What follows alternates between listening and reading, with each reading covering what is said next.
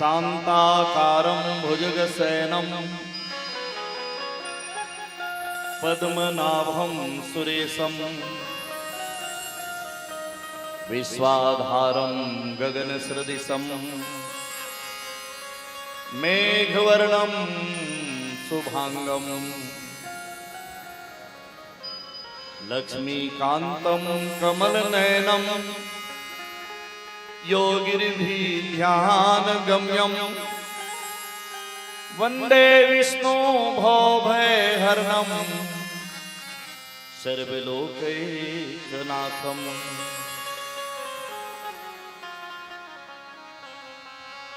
अतुलितबलधामं हेमशैलाभदेहं तनुजवनकृशानं ज्ञानिनामाग्रगण्यं सकलगुणनिधानं वानराणां धीशं रघुपतिप्रियभक्तं वातजातं नमामि।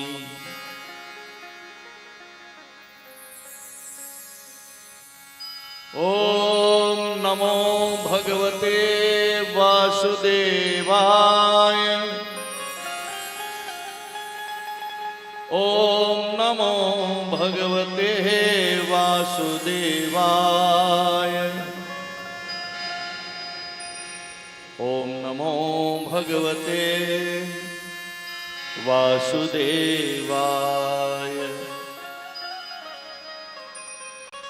हरे कृष्ण कृष्ण कृष्ण हरे हरे, हरे राम राम राम हरे हरे, हरे राम राम राम हरे हरे, हरे कृष्ण कृष्ण कृष्ण हरे हरे, हरे कृष्ण कृष्ण कृष्ण हरे हरे। तीर संवर जाए राधे तेरे चरणों की, राधे तेरे चरणों की। डोल जो मिल जावे सच कहता हो मेरी, तकदीर संवर जावे राधे तेरे चरणों की। गर धूल जो मिल जावे राधे तेरे चरणों की, कर धूल जो तकदीर संवर जाए राधे तेरे चरणों की, राधे तेरे चरणों की। कर धूल जो मिल जावे सच कहता हो मेरी, तकदीर संवर जावे राधे तेरे चरणों की।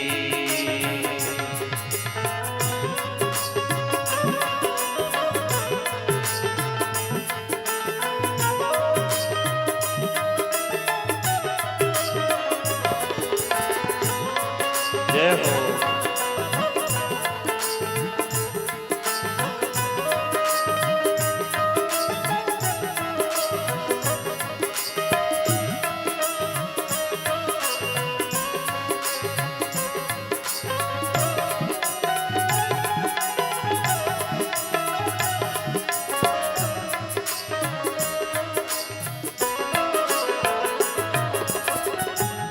सुनते हैं तेरी रहमत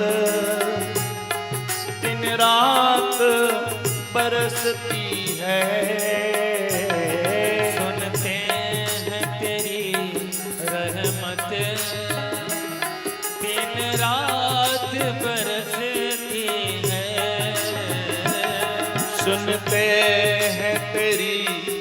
रहमत दिन रात बरसती है। सुनते हैं तेरी रहमत दिन रात बरसती है। एक बूंद जो मिल जाए राधे एक बूंद जो मिल जाए मन कमल ही खिल जाए। राधे तेरे चरणों की गर धूल जो मिल जाए। राधे तेरे चरणों की राधे तेरे चरणों की गरगल जो मिल जावे। सच कहता हूँ मेरी तकदीर संवर जावे। राधे तेरे चरणों की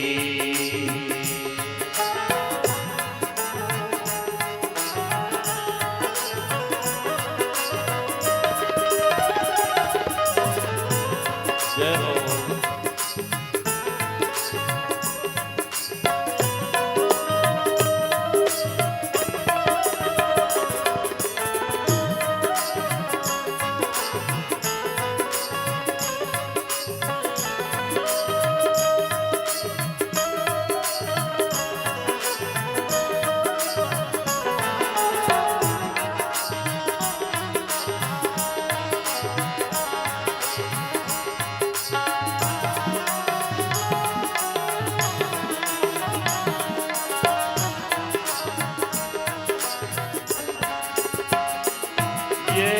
मन बड़ा चंचल है कैसे तेरा भजन करूं। ये मन बड़ा चंचल है कैसे तेरा भजन करूं। ये मन बड़ा चंचल है कैसे तेरा भजन करूं। ये मन बड़ा चंचल है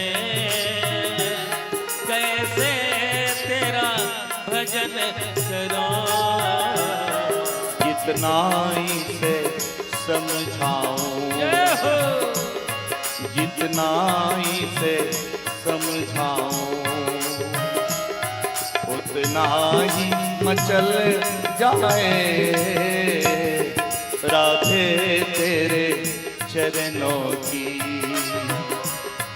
गर धूल जो मिल जाए। राधे तेरे चरणों की राधे तेरे चरणों की गरगल जो मिल जावे। सच कहता हूँ मेरी तकदीर संवर जावे। राधे तेरे चरणों की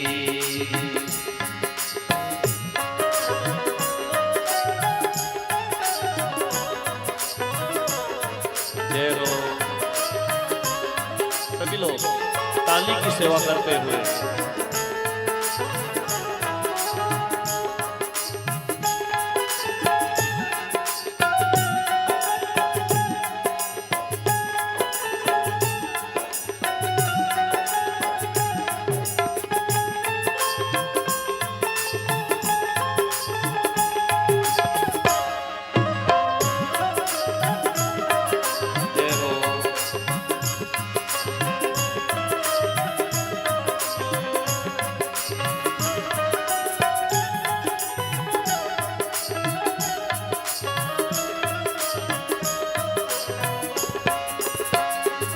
नजरों से गिराना ना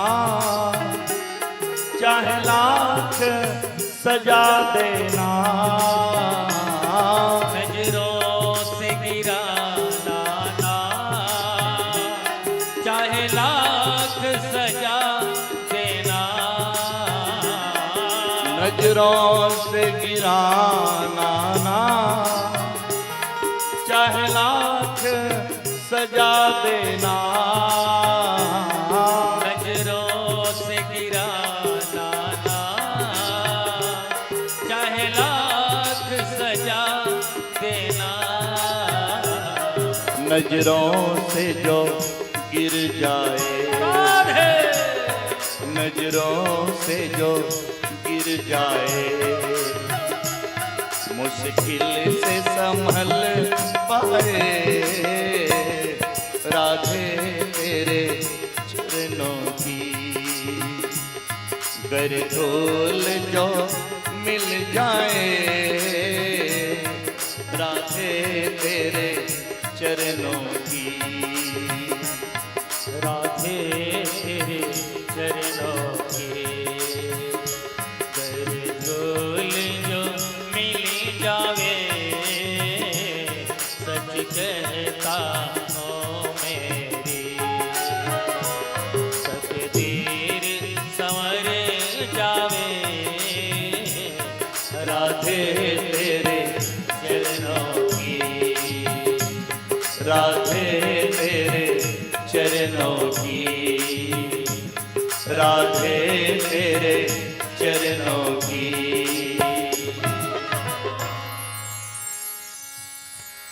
बोलो भागवत महापुराण की जय। कृष्ण कन्हैया लाल की जय। नंद गोपाल की जय। बजरंगबली की जय। शीतला मैया की जय। ग्राम के समस्त देवी देवताओं की जय। यादव परिवार की जय। जय जय सीताराम।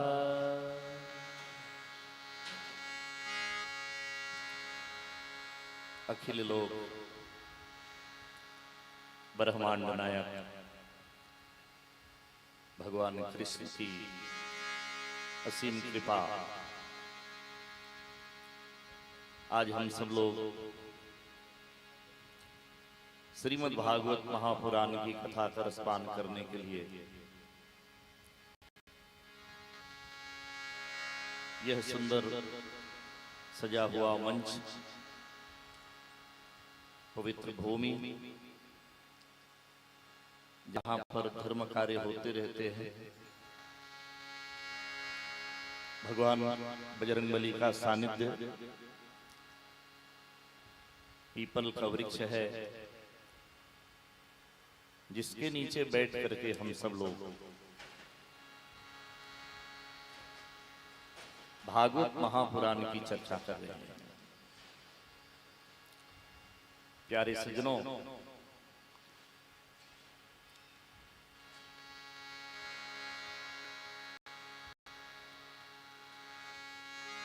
भगवान की कथा तो अपार है,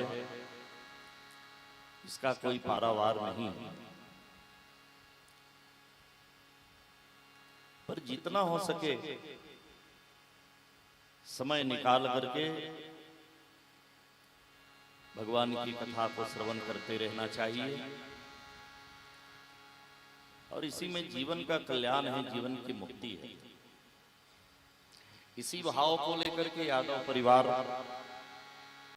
समस्त अपने पितर पुरखों को याद करके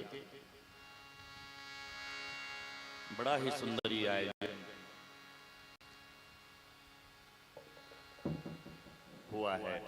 और यह आयोजन हम सबके लिए है, केवल यादव परिवार का आयोजन नहीं है। इस आयोजन में आप सभी लोग आमंत्रित हैं। विशेष करके यह आयोजन हमारे श्री खेमलाल जी यादव की माता श्रीमती राम कुमार यादव की वार्षिक श्राद्ध के अवसर पर यह आयोजन हुआ है। परीक्षित राजा के रूप में विराजमान यहाँ पर श्रीमती सावित्री यादव, श्री खेमलाल जी यादव, श्रीमती गायत्री यादव, श्री वेद प्रकाश यादव और परिवार के सभी सदस्य हैं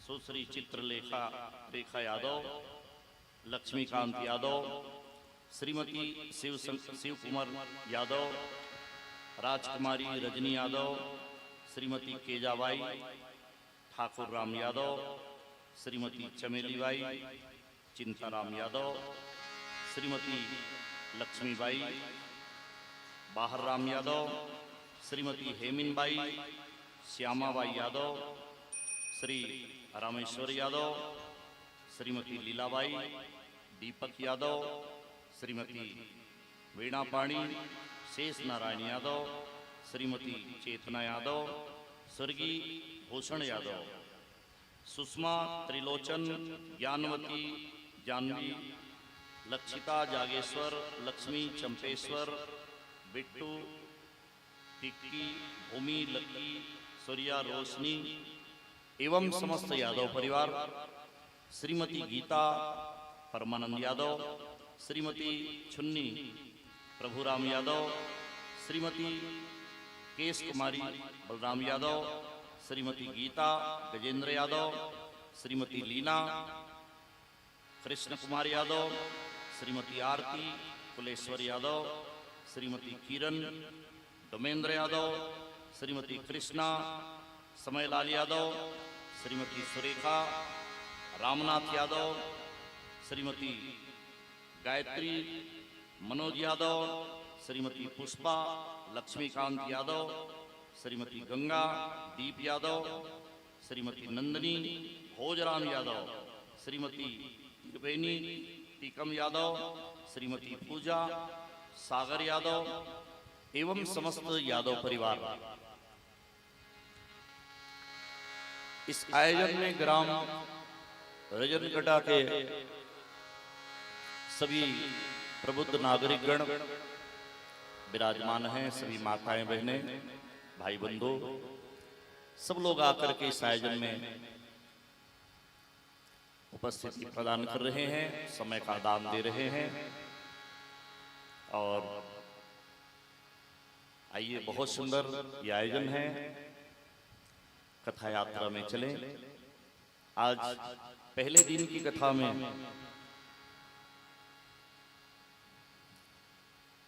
सुखदेव जी महाराज क्या कहते हैं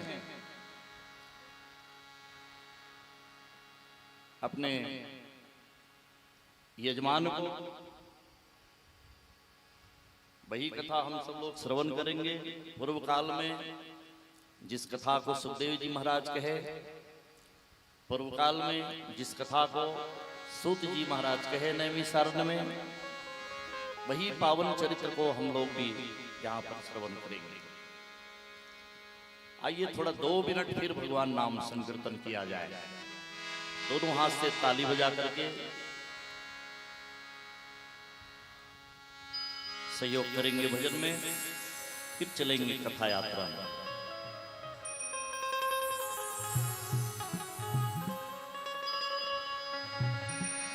बोलो भागवत महापुराण की जय। मैं जपूं सदा तेरा नाम, दयालु दया करो। मैं जपूं सदा तेरा नाम, दयालु दया करो। मैं जपूं सदा तेरा नाम, दयालु दया करो। मैं जपूं सदा तेरा नाम, दयालु दया करो। मैं जपूं सदा तेरा नाम, दयालु दया करो। मैं जपूं सदा तेरा नाम, दयालु दया करो। मैं जपूं सदा तेरा नाम, दयालु दया करो। मैं जपूं सदा तेरा नाम, दयालु दया करो।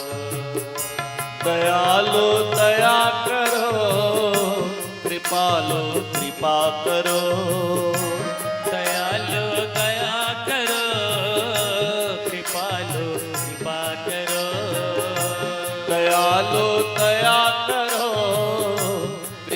कृपालो कृपा करो, दयालु दया करो, कृपालु कृपा करो। मैं जपूं सदा तेरा नाम, दयालो दया करो। मैं जपूं सदा तेरा नाम, दयालु दया करो। मैं जपूं सदा तेरा नाम, दयालो दया करो। मैं जपूं सदा तेरा नाम, दयालु दया करो।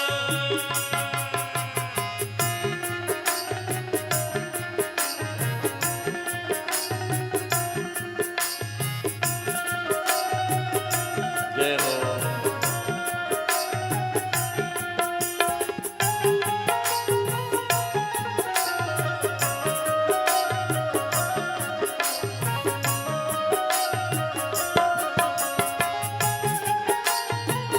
जय हो।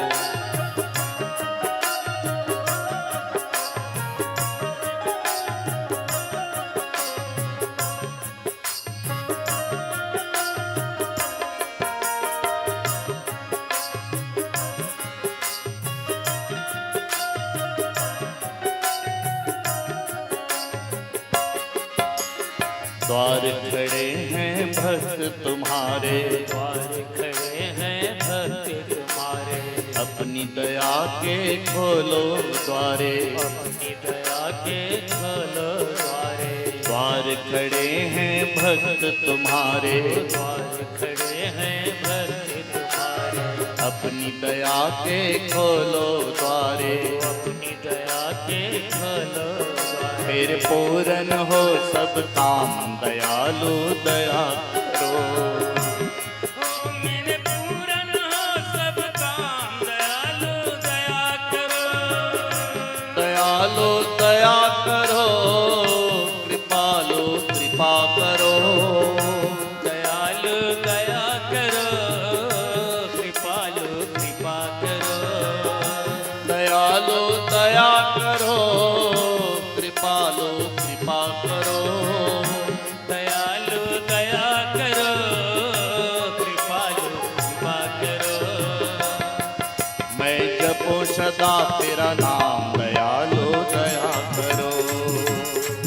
मैं जपूं सदा तेरा नाम, दयालु दया करो।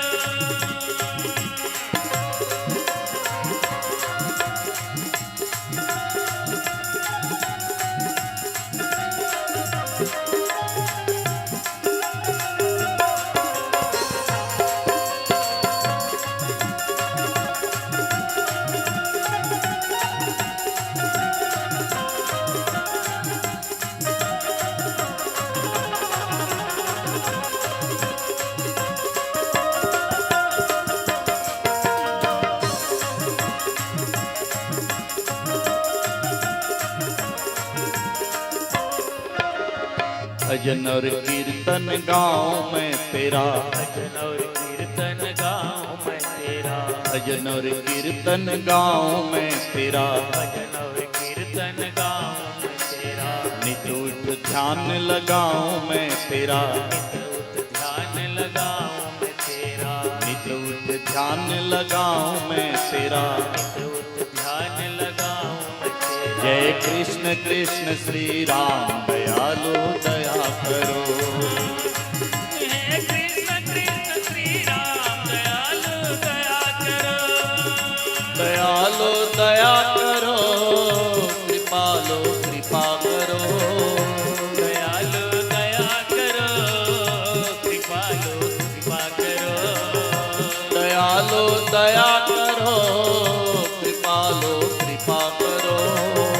दयालु दया करो, कृपालु कृपा करो। मैं जपूं सदा तेरा नाम, दयालु दया करो।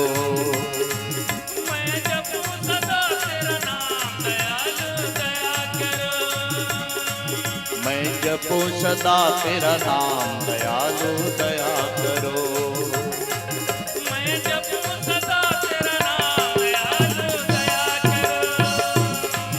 मैं जपूं सदा तेरा नाम, दयालु दया करो।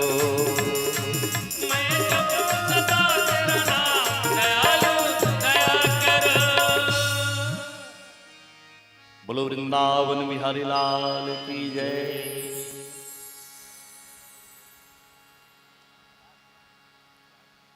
संसार में आकर के सभी लोग सुख पाना चाहते हैं, पर प्यारे सज्जनों, सच्चा सुख तो केवल भगवान के चरणों में है। जो सुख भगवान के दर्शन में है, जो सुख भगवान की कथा में है, जो सुख भगवान के भजन में है, वो सुख संसार की किसी वस्तु में नहीं है। और ये संसार तो पूरा नाशवान है। ये नाशवान संसार में हम सब लोग रहते हैं, तो ये शरीर भी हमारा नाशवान है। पर भैया, जिसने भगवान की कथा सुनी वो तो भगवान को प्यारे हो गए।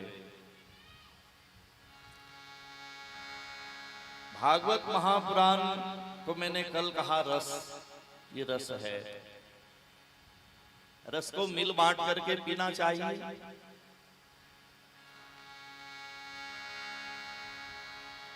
भागवत में क्या है? भक्ति है, ज्ञान है, वैराग्य है और अंत में मुक्ति है। जैसे गणित में जोड़, घटाना, गुना और भाग, सारे चीज तो है। गणित में क्या है?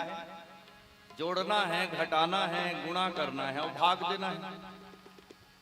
ऐसे ही भागवत महापुराण में 4 बात कही गई है: भक्ति, ज्ञान, वैराग्य और मुक्ति।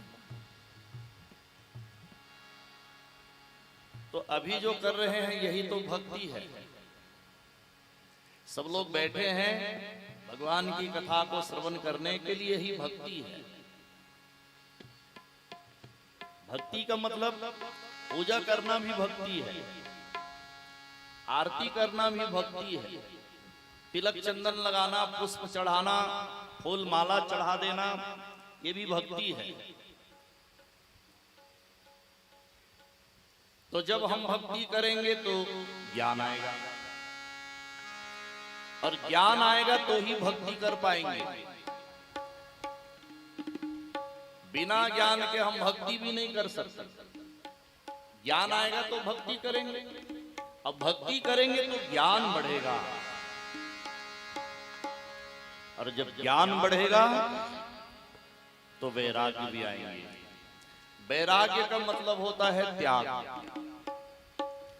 जब तक हम त्याग नहीं करेंगे भगवान मिलने वाला नहीं है। हम भगवान को नहीं पा सकते बिना त्याग। त्याग करेंगे तो कुछ मिलेगा।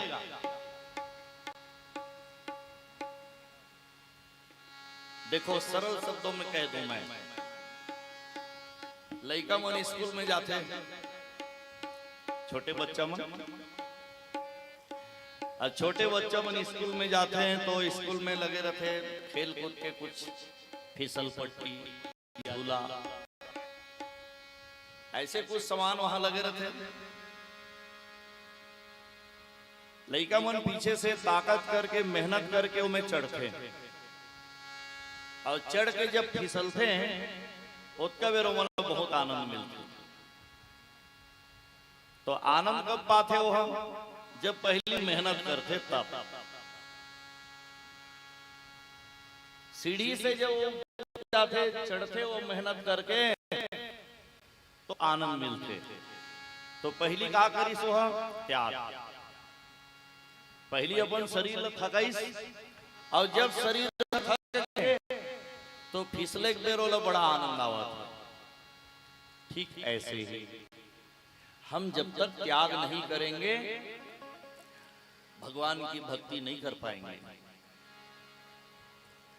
तो त्याग करेंगे तो भक्ति होगी, भक्ति करेंगे तो ज्ञान मिलेगा, ज्ञान मिलेगा तो वैराग्य हो जाएंगे। वैराग्य जब मिल गया तो समझ लो भैया मुक्ति पाना कोई ज्यादा दूर नहीं है। मुक्ति का मतलब देखो, मुक्ति का मतलब मर जाना नहीं होता। मुक्ति का मतलब मर जाना नहीं होता। मुक्ति का मतलब होता है आवागमन के चक्कर से हमेशा हमेशा के लिए हम छूट जाए।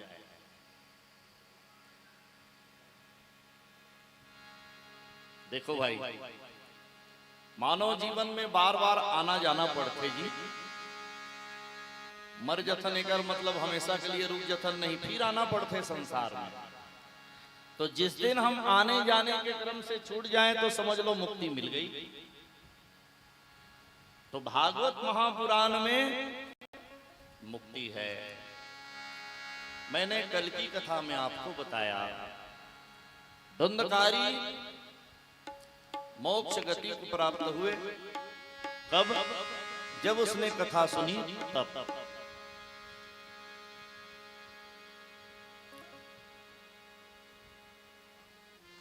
तो ये कथा हमारे जीवन के कल्याण करने वाला कथा है, इसलिए हमें सुनना चाहिए।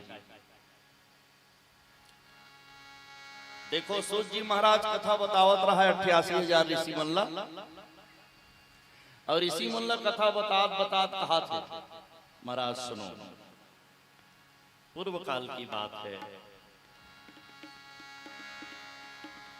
भक्ति के जन्म द्रविड़ देश में हो। भक्ति के जन्म कहाँ हो? द्रविड़ देश में। ओकर पालन पोषण सब गुजरात में हुई। खूब सम्मान मिली सोलह भक्ति ल।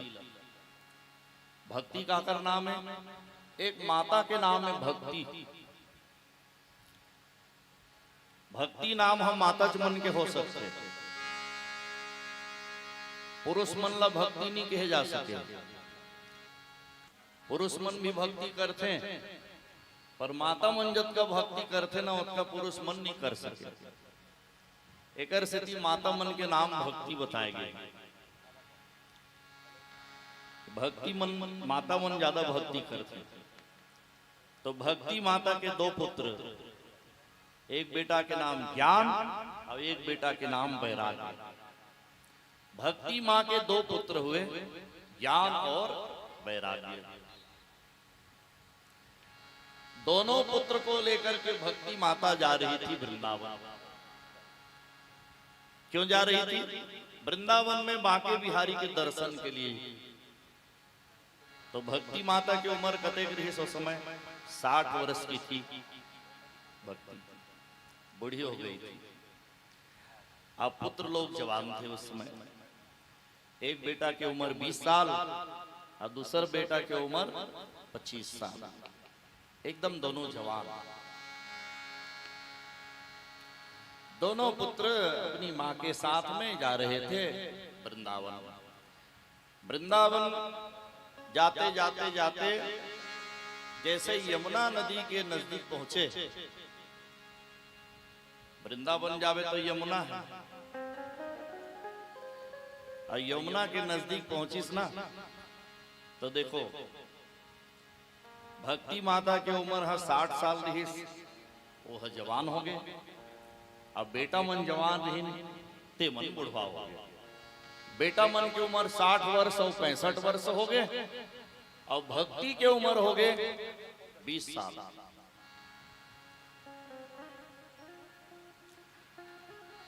और दोनों जवान बेटा मन बुढ़वा हो गए और मूर्छित अवस्था में पड़े हैं। तो भक्ति माता रोवत, बेटा मन ला जगावत है, जागो बेटा जागो। जगाने की प्रयास करती है बहुत, पर जागे नहीं। मूर्छित अवस्था में पड़े थे दोनों। भक्ति माता रो रही, जाग जाओ बेटा। भक्ति माता रोवत देखी तो नारद मुनि पहुंच गए। नारायण नारायण नारायण। नारद जी आए। भक्ति माता पूछा थे, अरे तुम कौन हो? भक्ति कहती है, महाराज मैं भक्ति हूँ, ये दोनों मेरे पुत्र हैं। एक का नाम ज्ञान है महाराज, और दूसरे का नाम वैराग्य है। ये दोनों मूर्छित अवस्था में पड़े हैं, महाराज इसे जगा दो। नारद जी समझ जाते हैं ये नहीं जागेंगे, ज्ञान वैराग्य मूर्छित अवस्था में पड़े हैं, ये जाग नहीं सकते आज। तब तो नारद जी बद्रिका आश्रम पहुंच जाते हैं। बद्रिका आश्रम में भागवत महापुराण की चर्चा हो रही थी सनकादिक ऋषियों के द्वारा। सनक, सनंदन, सनत कुमार, चारों ब्रह्म ऋषि बैठे थे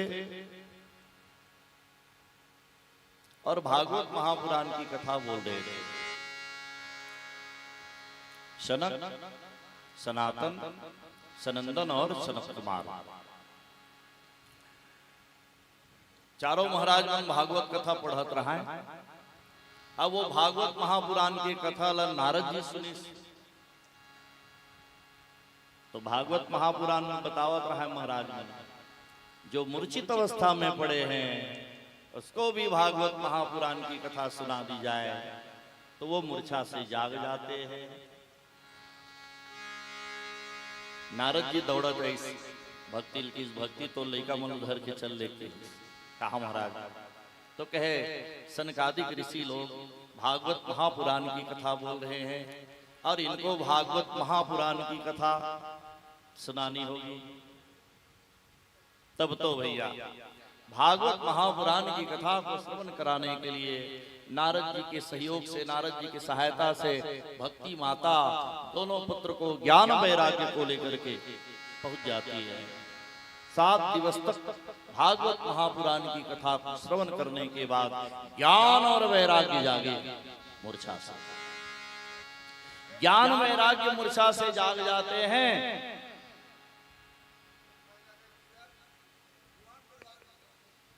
दीवान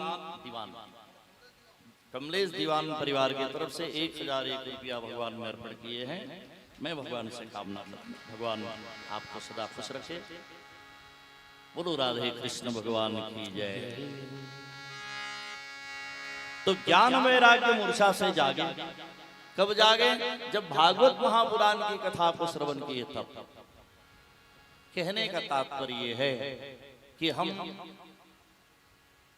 घोर निद्रा में सोए हुए हैं, हमको भी जागना है। और जो जागे हैं सो पाए हैं, जो सोए हैं सो सोए। इसलिए जागते रहो, जागते रहो। आदमी को जागना चाहिए, सोना कम चाहिए, जागते रहना चाहिए। अब दिन को तो बिल्कुल नहीं सोना चाहिए। दिन तो जागने के लिए है, सोने के लिए नहीं है। सोने के लिए रात है, तो रात में भी कितना सोए? 6 घंटा पर्याप्त है, उससे ज्यादा नहीं। 6 घंटा सो गए तो फिर वो हो गया पूरा। और जो ज्यादा सोते हैं तो फिर कई प्रकार की बीमारी शरीर में आई। तो सोना ज्यादा अच्छा नहीं है, कम सो, जागते रहो, जागते रहो, जितना हो सके जागते रहो। जागने का मतलब जागते रहो, कथा सुनते रहो, भगवान को ध्याते रहो, भगवान को भजते रहो। इसी में जीव का कल्याण है। तो प्यारे सज्जनों, ज्ञान वैराग्य मूर्छा से जागे तो भक्ति जवान हो गई। आज भी भक्ति जवान है, भक्ति जवान है, इसलिए तो सब भक्ति कर रहे हैं। अब देखो भक्ति कितना बढ़ गए। जगह जगह भागवत कीर्तन रामायण कितना हुआ थे। नवरात्रि में कितना दीपक जलत है। आजकल तीर्थ यात्री मन घलो तीर्थ यात्रा जाए बर ज्यादा चालू करे।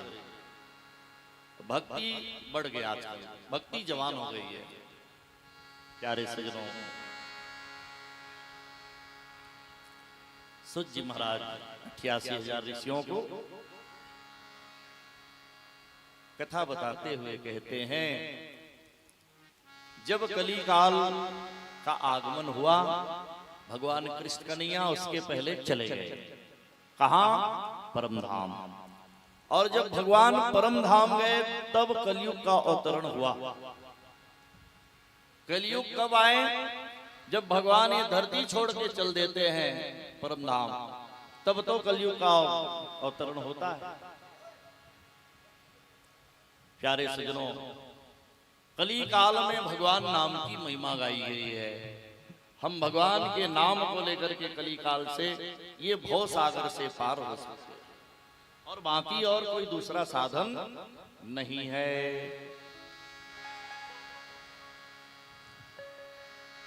प्यारे जीवन के दिन चार,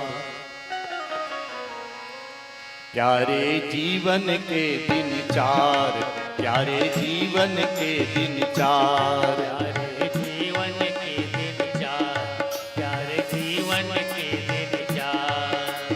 सोच समझ कर इसको जीना, सोच समझ कर इसको जीना, सोच समझ कर इसको जीना, सोच समझ कर इसको जीना। हो जाए बेकार प्यारे जीवन के दिन चार, प्यारे जीवन के दिन चार, प्यारे जीवन के दिन चार, प्यारे जीवन के दिन चार। सोच समझ कर इसको जीना, सोच समझ कर इसको जीना, सोच समझ कर इसको जीना, सोच समझ कर इसको जीना। ना जाए बेकार प्यारे जीवन के दिन चार, प्यारे जीवन के दिन चार, प्यारे जीवन के दिन चार, प्यारे जीवन के दिन चार।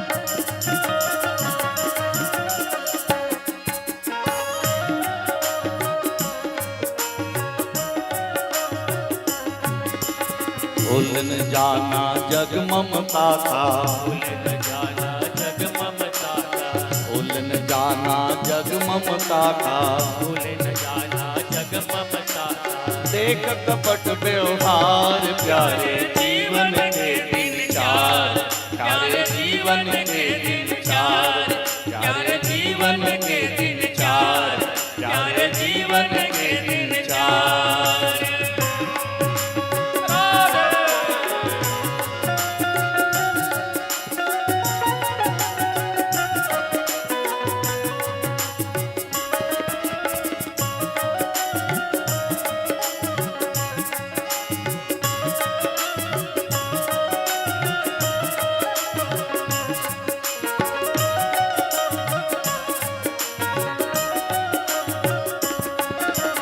किसका है तो कौन तुम्हारा, तो कौन तुम्हारा, किसका है तो कौन तुम्हारा, किसका है तो कौन तुम्हारा। स्वार्थ का संसार प्यारे जीवन के दिन चार, प्यारे जीवन के दिन चार, प्यारे जीवन के दिन चार, प्यारे जीवन के दिन चार।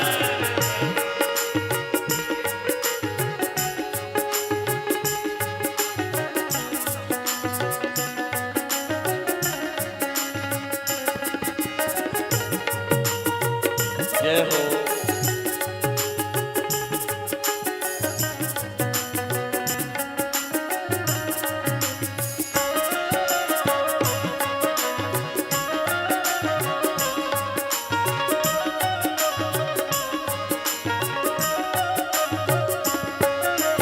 अति दुर्लभ मानो तन पाकर, अति दुर्लभ मानव तन पाकर, अति दुर्लभ मानो तन पाकर, अति दुर्लभ मानव तन पाकर। हो मत इसे गंवार प्यारे जीवन के दिन चार, प्यारे जीवन के दिन चार, प्यारे जीवन के दिन चार, प्यारे जीवन के दिन चार। सोच समझ कर इसको जीना, सोच समझ कर इसको जीना, सोच समझ कर इसको जीना, सोच समझ कर इसको जीना, ना जाए बेकार प्यारे जीवन के दिन चार, प्यारे जीवन के दिन चार, प्यारे जीवन के दिन चार, प्यारे जीवन के दिन चार, प्यारे जीवन के दिन चार, प्यारे जीवन के दिन चार, प्यारे जीवन के दिन चार, प्यारे जीवन के दिन चार। बोलो भागवत महापुराण की जय। एक समय की बात है, सरस्वती नदी के तट पर बैठे थे व्यास जी महाराज, उदास बैठे हैं।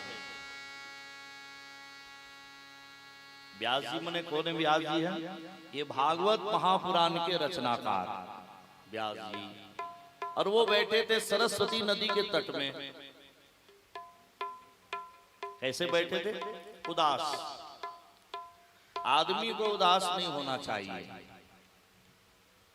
और एकदम एकांत में भी अकेला नहीं बैठना चाहिए। कोई के जन बैठे रहा है।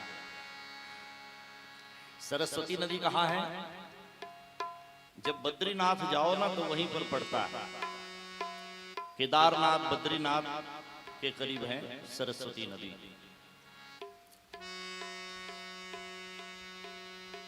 तो नारद जी अचानक देखे, अरे व्यास जी महाराज यहाँ पर बैठे हैं, नारायण नारायण।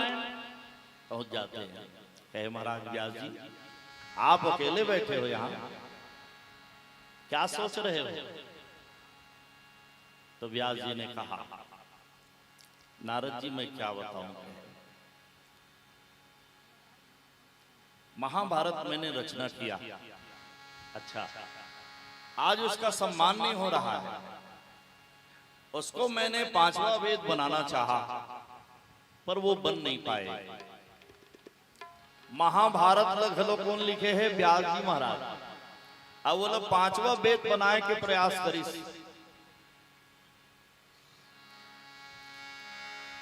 तो कहे महाराज जब से मैं वो महाभारत महापुराण की रचना की, तब से मेरे मन में ग्लानि है। वो कहां कहां फोकट और महाभारत ला लिख पड़े, लड़ाई झगड़ा की कथा है। महाभारत में लड़ाई, महाभारत में केवल लड़ाई है। तो कहे वो लड़ाई वाला कथा फोकट लिख पड़े हुए हैं। अब आज अगर ये संसार में सम्मान होत नहीं, रामायण घर घर होत, भागवत गांव में होत, शहर में होत है, सब जगह होत। गीता ला सब पढ़ते, उपनिषद ला सब पढ़ते, लेकिन महाभारत एक ऐसे ग्रंथ है जिला आदमी यहाँ एकाएक पढ़े के प्रयास भी नहीं करे। महाभारत के पूजा भी नहीं हो। रामायण के आदमी पूजा करते, रामायण ले रखे घर में पूजा करते कि नहीं करे? कुछ नहीं तो कम से कम रोज प्रणाम करते हैं। रामायण ल जेकर रखे रथन दूठन अगरबत्ती जलाथन के नहीं। लेकिन महाभारत ग्रंथ ल एक तो घर में कोई रखे नहीं, और रखाए भी है तो ऐसे जगह में धूल धंगड़ में पड़े हैं कि वो में कोई फूल चढ़ाने वाला नहीं।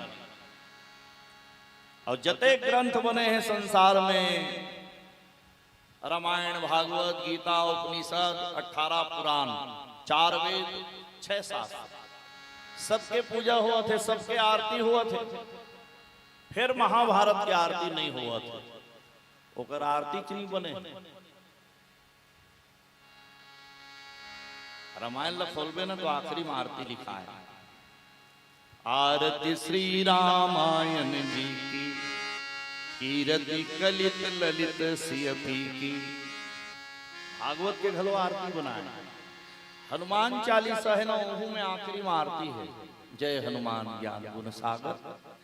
वो जते ग्रंथ बने हैं सब में आरती बने हैं, लेकिन वो महाभारत ऐसे ग्रंथ है जेकर आरती ही नहीं बने। अब कोई महाभारत की पूजा नहीं करे। तो व्यास जी महाराज की बस यही बात के मतलब दुख है। अब यही सोचत बैठे हो ये अनेक में मेहनत करें, महाभारत के कोई सम्मान नहीं करते। तो महाराज आप एक काम करो ना, प्रभु कहते आप भगवान की कथा लिखो।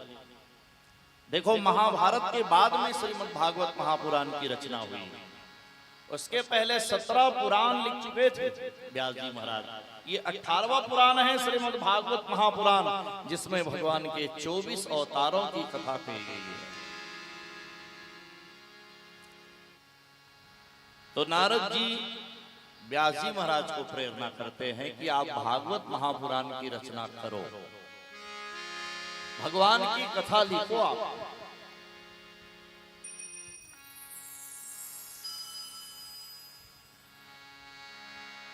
तो कहने वाला ला लिखे बर नहीं आए, लिखने वाला ला कहे बर नहीं आए।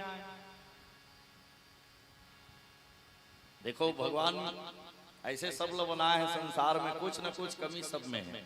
जेला बोले बर आते तेला लिखे बर नहीं आए, जेला लिखे बर आते तेला बोले बर नहीं आए।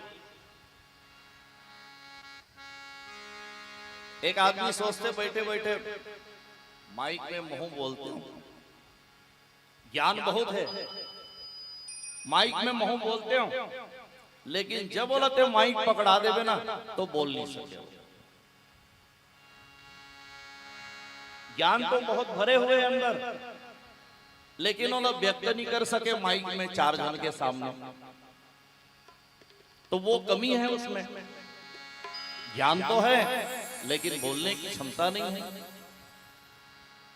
व्यास जी महाराज की कोई लिखैया आ जाती तो मैं बोल देते हो। तो नारद जी ने कहा आप एक काम करो ना, भगवान गजानन स्वामी को बुलाओ, सबसे बढ़िया लिखने वाला वही है। तो गणेश भगवान ला आह्वान करीस, अब गणेश जी ला बुलाईस। तो गणेश जी भगवान ऐस और वो एक शर्त रखीस, ये देख जल्दी जल्दी कबे तब मैं जल्दी जल्दी लिखूं, ते लगातार बोलबे तब मैं लगातार कलम चलाऊं, अते कहीं बोलत बोलत रुके तब मोर कलम रुके, अब फिर दोबारा लिखना नहीं चाहूंगा, मोर कलम रुके मने रुके। तो ये तो बहुत बड़े शर्त है। तो व्यास जी महाराज भी तो ज्ञानी थे, उसने कहा अच्छा ठीक, तुम्हारा शर्त मुझे स्वीकार है, तो मेरा भी एक शर्त है। क्या शर्त है महाराज? केवल लिखने की बात नहीं है, उसको समझ समझ के लिखना। जो मैं श्लोक बोलूंगा उसका भावार्थ समझ लेना, तब कलम चलाना। तो ये तो कठिन बात हो गई। दोनों एक दूसरे के शर्त मंजूर करी, और वही सरस्वती नदी के तट में बैठी ये भागवत कथा लिखे। गणेश भगवान के हाथ में कलम, अब व्यास जी महाराज बैठे बोले बोले। तो गणेश भगवान का कहा था एला लिखू ओकर बात तोरे नाम ज्यादा हुई संसार में। काबर? व्यास जी महाराज के लिखे हुए भागवत ऐसे कही, तब मैं तो लिखने वाला हूं, असली मेहनत तो मैं करूं, मोर का हो ही। तो व्यास जी महाराज की सबले पहली तोरे नाम ला लिख ले। तो भागवत में सबसे पहली गणेश जी का लिखी, श्री गणेशाय नमः। देखो लिखने वाला अपन नाम पहले लिखे, श्री गणेशाय नमः। अब नीचे लिखे है श्रीमद् भागवत महापुराण व्यास जी कृत।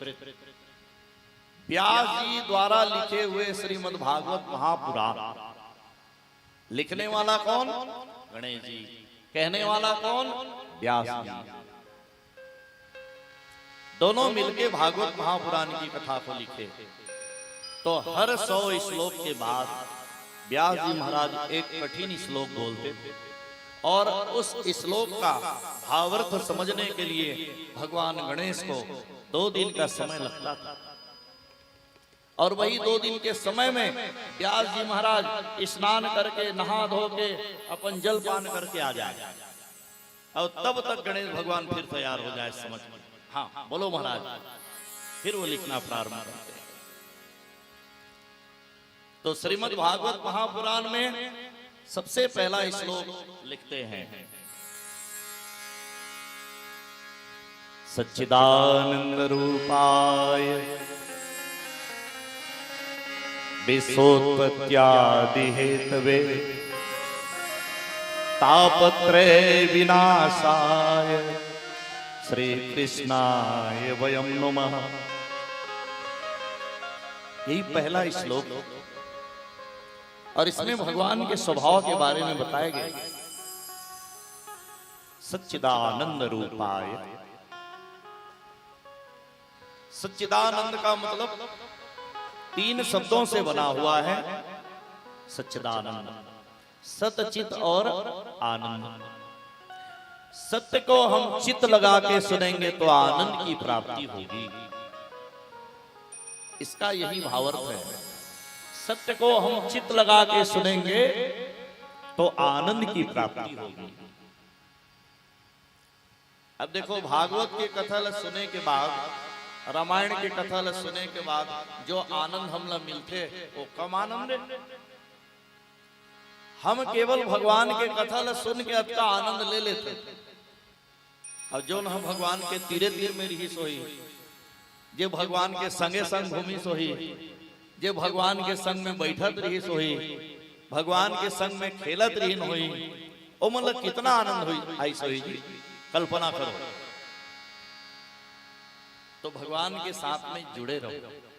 जो भगवान के सानिध्य में रहते हैं, भगवान के साथ में जुड़ के रहते हैं, तो उसके लिए तो आनंद ही आनंद है। श्रीमद् भागवत महापुराण की रचना हो गई। अब कहे महाराज, अब इसका प्रचार प्रसार कराओ।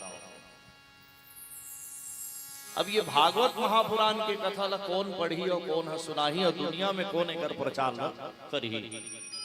अब एकर चिंता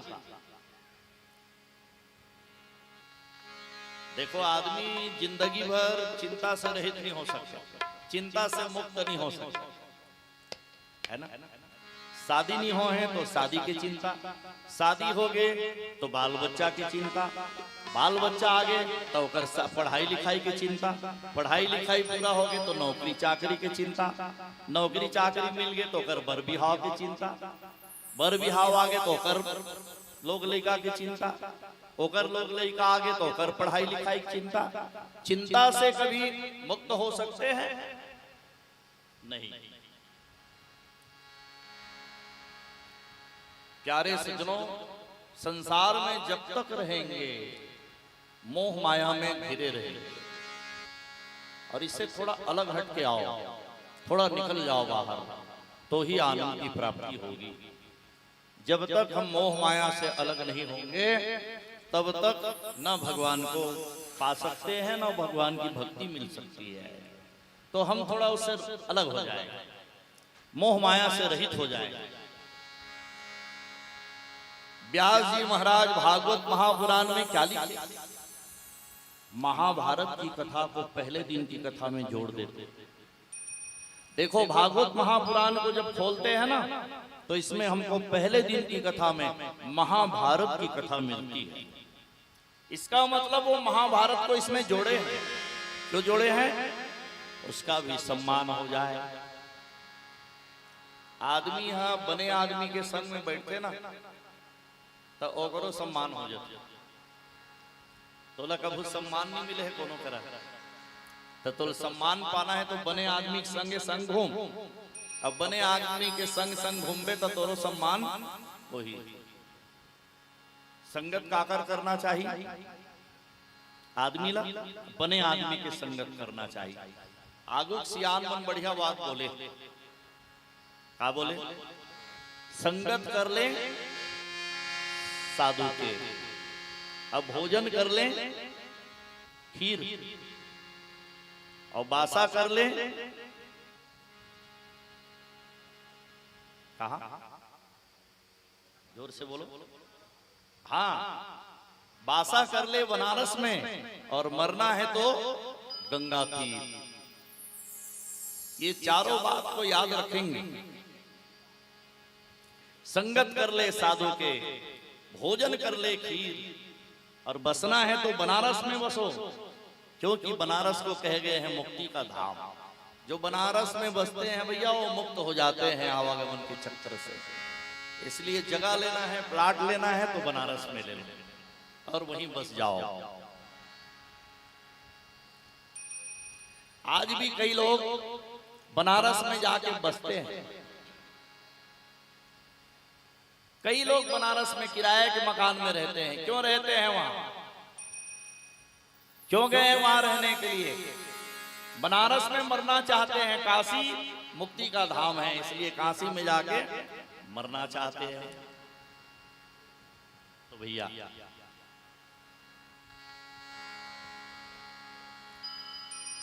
व्यास जी महाराज बाल बच्चा नहीं होकर अब फिर ओला दुख सतावत। अतेक बड़े भागवत महापुराण के रचना करे है, तेला बाल बच्चा के चिंता है। हे भगवान, बाल बच्चा रति से काज लोग लेखा तो ये भागवत के पोथी लोग दे देते हैं जा रे पढ़ के। अब मैं तो बुढ़ापा अवस्था में आ गया, मैं थोड़े अब पढ़े से। एक दिन की बात है, कैलाश पर्वत में भगवान शंकर भोलेनाथ बैठे थे। बगल में माता पार्वती बैठी थी। और आज भगवान भोलेनाथ मंड की माला धारण किए हुए हैं। नारद जी वहां भी पहुंच जाते हैं। नारद जी नारायण नारायण करते हुए कैलाश पर्वत पहुंचे।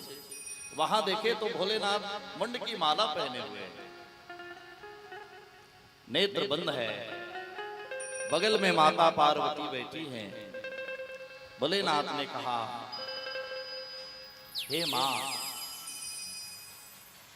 कहे भोलेनाथ तो नेत्र बंद करके बैठे हैं ध्यान मुद्रा में, और आज मुंड माला धारण किए हुए हैं। मां, आपको पता है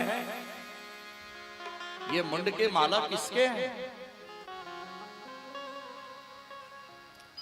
माता पार्वती ला नारद जी कहा थे कि ये मुंड के माला पहने हैं। ये मुंड के माला काका रहा है ते जानथस वो पार्वती नहीं गए। ये काकर मुड़ी के माला पहने हैं, आज तक मतलब समझ नहीं है, लेकिन पहने तो बहुत दिन के हैं। तो ते कभी पूछे हस ये मुड़ी की माला काकर है महाराज, ऐसे पूछे हस?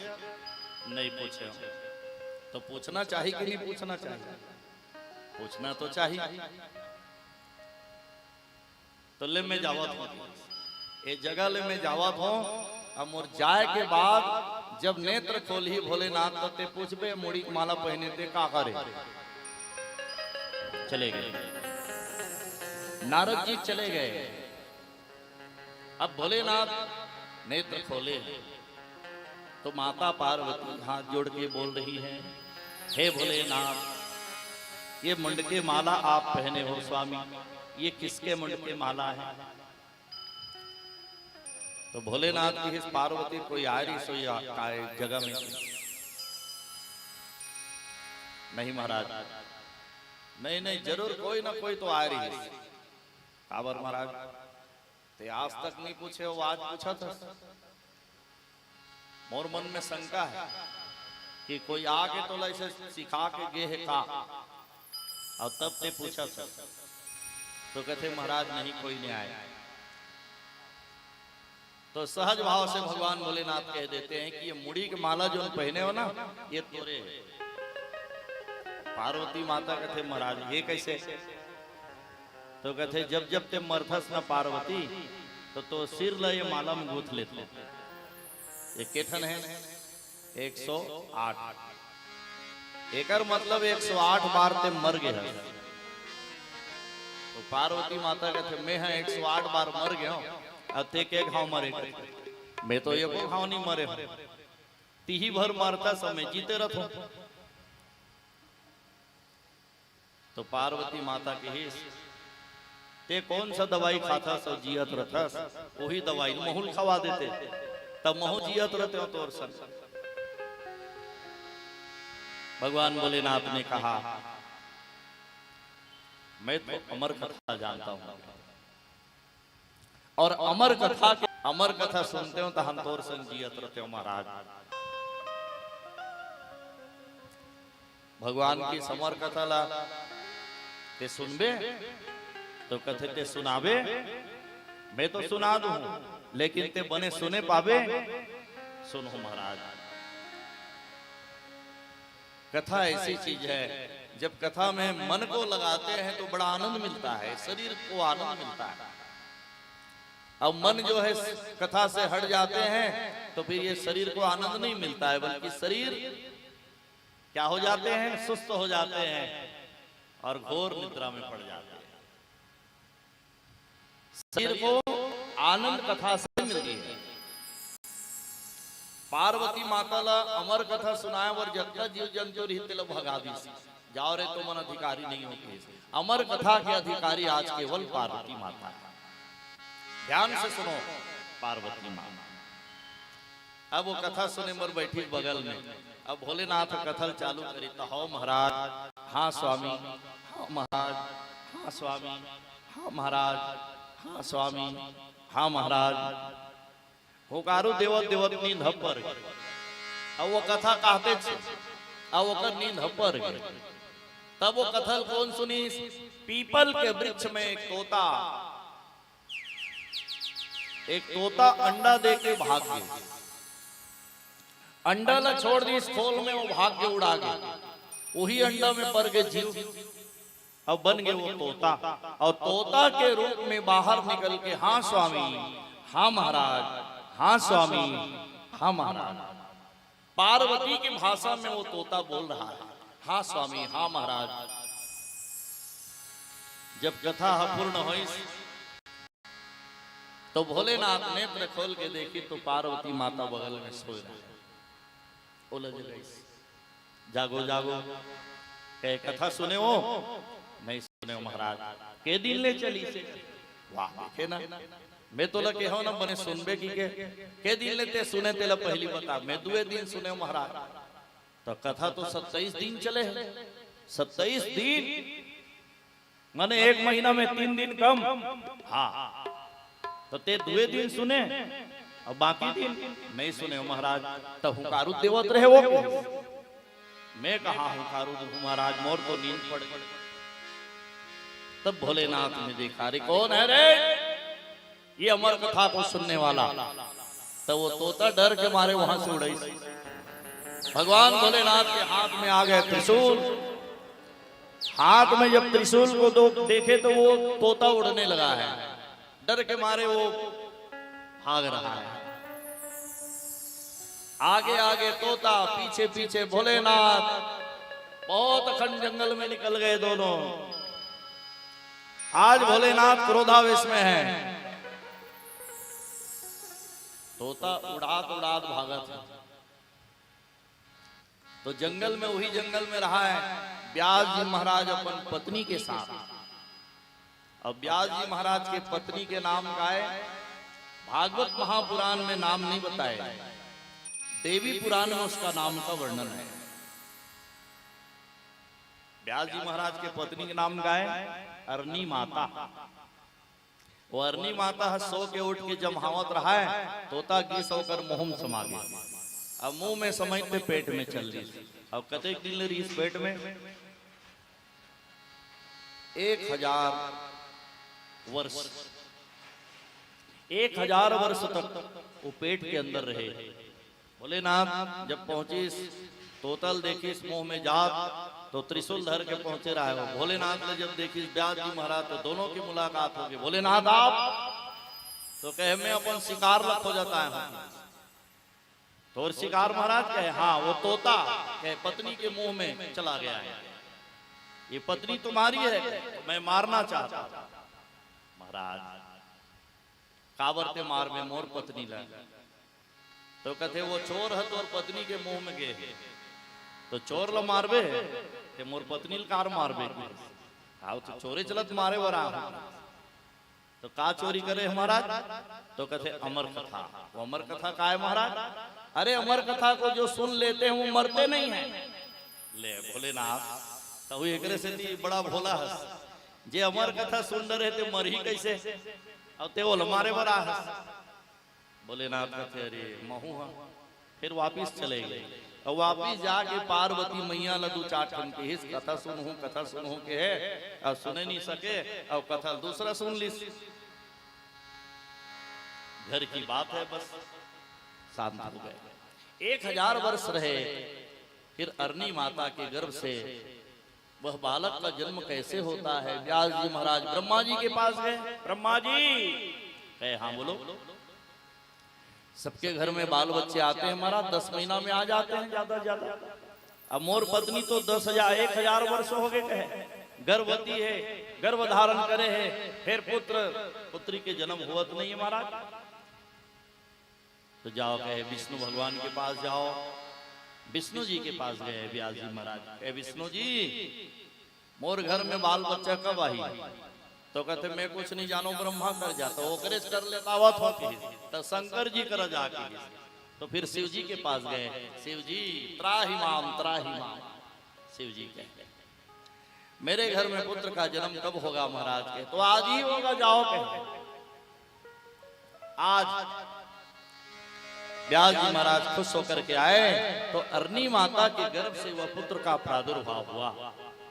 नार फूल सहित वो पुत्र रेंगना चालू कर दी। व्यास जी महाराज धारदार पत्थर को लाए और नार छेदन करते हैं अपने हाथ से। माता और पुत्र को अलग करते हैं और वो पुत्र जंगल की ओर जा रहे हैं। कहे ना कोई मेरी माँ ना कोई मेरे पिता कहे मैं तो अवधूत साधु हूं।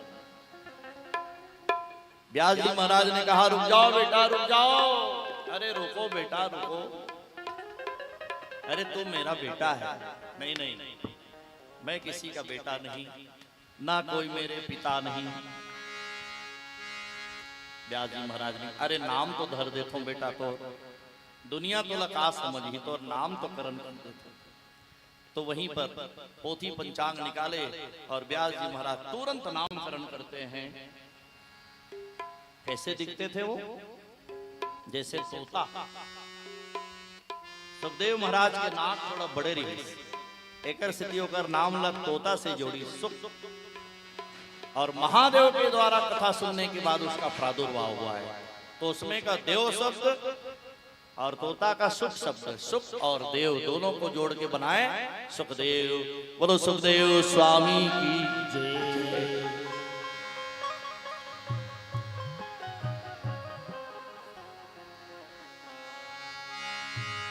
सुखदेव महाराज का प्रादुर्भाव हो गया। प्यारे सजनों सुखदेव जी गंगा किनारे पहुंच जाते हैं और ऋषियों के बीच बैठ जाते हैं। सबसे अलग दिख रहे हैं सुखदेव। लंबे लंबे बाल हैं घुंघरालू बड़े बड़े आंख भुजा विशाल घुर बदन है। सुखदेव जी बैठे हैं। तो भैया श्रीमद् भागवत महापुराण क्या है। ये त्रिवेणी संगम है। प्यारे सज्जनों ये कथा का प्रादुर्भाव कहां से हुआ। सरस्वती नदी के किनारे से। ये कथल कौन में लिखी व्यास जी सरस्वती नदी के तट में बैठ के कथल लिखे। सरस्वती नदी याद रखना सरस्वती। और इसका वाचन कहां हुआ गंगा किनारे। सुखदेव महाराज कहां सुनाए इसको गंगा किनारे। तो पहले सरस्वती फिर गंगा। और इसमें कौन सी कथा लिखी हुई है। तो यमुना नदी के किनारे भगवान कृष्ण रहते थे और उसी का वर्णन है इसमें। तो सरस्वती गंगा और यमुना का त्रिवेणी संगम इसमें है। तो हम सब लोग त्रिवेणी संगम में स्नान कर रहे हैं। हमको त्रिवेणी संगम जाने की जरूरत नहीं है। यही त्रिवेणी संगम है। गंगा में हम सब लोग स्नान कर रहे हैं। और जो भैया त्रिवेणी संगम में स्नान करते हैं तो उसका जीवन धन्य हो जाता है। तो गंगा यमुना और सरस्वती का मिलन है भागवत महापुराण में। तो ये कथा क्या है। कथा अमृत है। एक अमृत तो देवता लोग पिए और एक अमृत हम पी रहे हैं, और ये अमृत वो अमृत से बढ़कर है।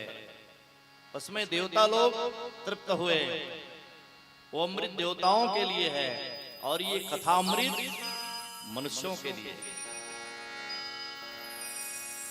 जब सुखदेव महाराज कथा श्रवण कराने के लिए बैठे ना, सुखदेव महाराज राजा परीक्षित को, तो उस समय सारे देवता पहुंचे अमृत कलश को लेकर के। अमृत के घड़ल धर के देवता मन पहुंचे वही गंगा किनारे। अब किहिन महाराज हम ला कथा अमृत ला सुना देते महाराज, अब ये अमृत ला राजा परीक्षित ला सुना देते। तो सुखदेव महाराज जवाब, अरे वो कहाँ कांच और ये कहाँ मणि। वो कांच है, ये मणि है। ये क्या है? मणि है, और वो कांच है। देवता लोग जिसको पिए वो कांच के समान है, और हम जो पी रहे हैं वो मणि के समान है। इसीलिए तो कहते हैं बड़े भाग्य मानुष तन पावा।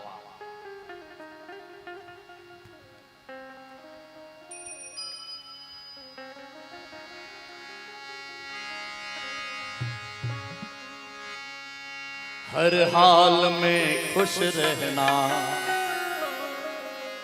संतों से सीख जाएं, हर हाल में सुख रहना, हर हाल में खुश रहना संतों से सीख जावे, हर हाल में खुश रहना, अरे हर हाल में सुख रहना संतों से सीख जाएं, हर हाल में खुश रहना, अरे हर हाल में खुश रहना संतों से सीख जावे, हर हाल में खुश रहना, हर हाल में खुश रहना संतों से सीख जाएं, हर हाल में खुश रहना संतों से सीख जाए, हर हाल में खुश रहना संतों से सीख जाएं, हर हाल में खुश रहना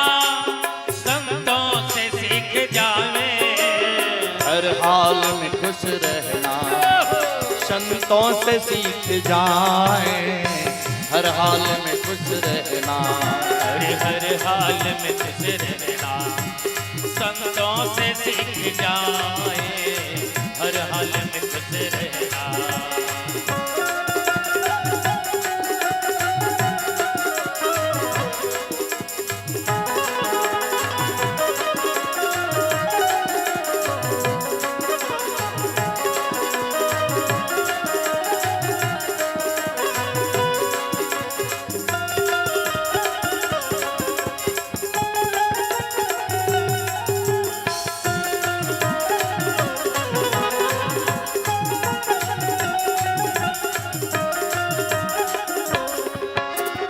झंझट से भाग जाना सब लोग बताते हैं, झंझट से भाग जाना सब लोग बताते हैं, झंझट से भाग जाना सब लोग बताते हैं, झंझट से भाग जाना सब लोग बताते हैं, झंझट से मुक्त रहना, अरे झंझट से मुक्त रहना संतों से सीख जाएं, हर हाल में खुश रहना, अरे हर हाल में खुश रहना संतों से सीख जाए, हर हाल में खुश रहना, अरे हर हाल में खुश रहना संतों से सीख जाएं, हर हाल में खुश रहना, अरे हर हाल में खुश रहना संतों से सीख जाए, हर हाल में खुश रहना।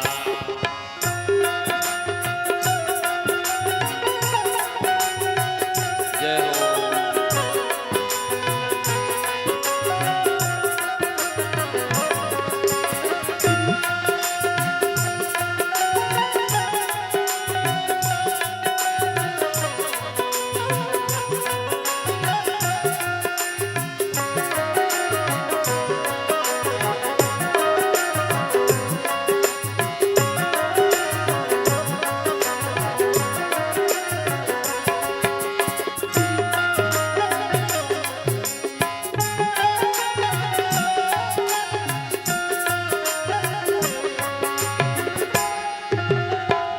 दुख में दुख रहना सब लोग बताते हैं।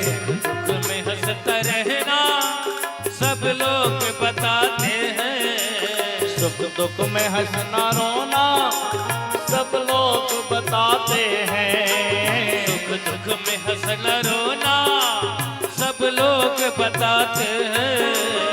दोनों में मुस्कुराना, अरे दोनों में मुस्कुराना संतों से सीख जाएं। हर हाल में खुश रहना, अरे हर हाल में खुश रहना संतों से सीख जाए। हर हाल में खुश रहना, अरे हर हाल में खुश रहना संतों से सीख जाएं। हर हाल में खुश रहना, अरे हर हाल में खुश रहना संतों से सीख जाए। हर हाल में खुश रहना।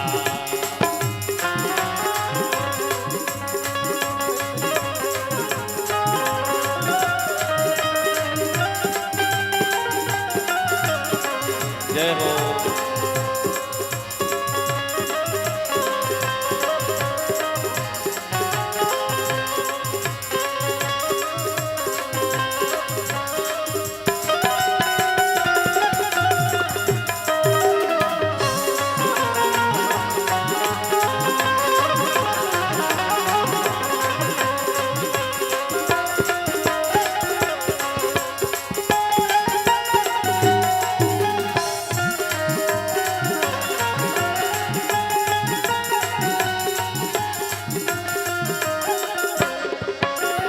मरने के बाद मुक्ति सब लोग बताते हैं। मरने के बाद मुक्ति सब लोग बताते हैं। मरने के बाद मुक्ति सब लोग बताते हैं। मरने के बाद मुक्ति सब लोग बताते हैं। जीते जी मुक्त रहना, राधे अरे जीते जी मुक्त रहना संतों से सीख जाएं। हर हाल में खुश रहना, अरे हर हाल में खुश रहना संतों से सीख जाए। हर हाल में खुश रहना, अरे हर हाल में खुश रहना संतों से सीख जाएं। हर हाल में खुश रहना, अरे हर हाल में खुश रहना संतों से सीख जाए। हर हाल में खुश रहना, अरे हर हाल में खुश रहना संतों से सीख जाएं। हर हाल में खुश रहना, अरे हर हाल में खुश रहना संतों से सीख जाए। हर हाल में खुश रहना। बोलो भागवत महापुराण की जय। देखो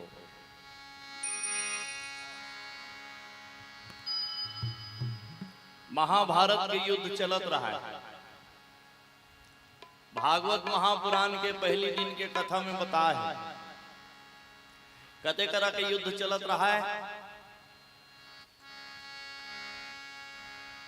भीम और दुर्योधन आपस में लड़त रहा है महाभारत के मैदान में, कुरुक्षेत्र के मैदान में। दुर्योधन भीम ला उठा के पटक दे, भीम दुर्योधन ला उठा के पटक दे। और जैसे भीम ला मौका मिली ऐसे जोर से गदा के प्रहार करीस दुर्योधन के जंगा में, जंगा टूट गए और दुर्योधन धड़ाम से गिर गए। अब तब प्राण छूटने वाला है दुर्योधन की। अब उसके बेर पहुंच गया अश्वत्थामा। अश्वत्थामा जब देखी दुर्योधन ला तब पूछी दुर्योधन तो कौन मारिस? तो कथे मोला मारने वाला केवल भीम और दूसरा तो कोई मार भी नहीं सके, भीमे मार सके।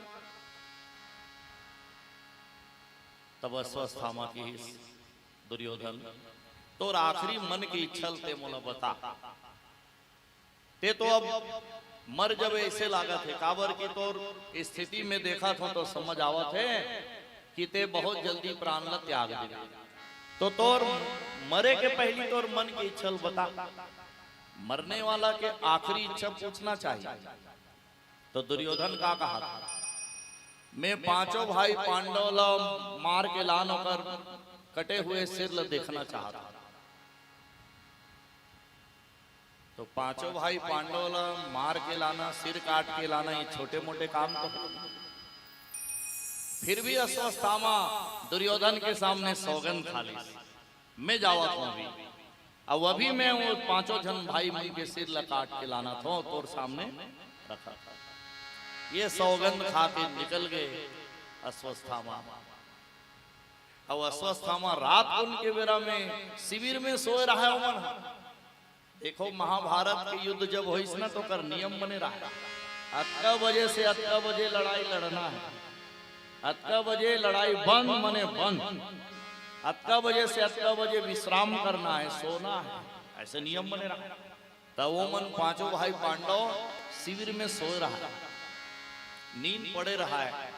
अब वो मन मारे भर दुर्योधन अश्वत्थामा भयंकर बड़े तलवार लेके जावा थे रात को उनके बेरा में।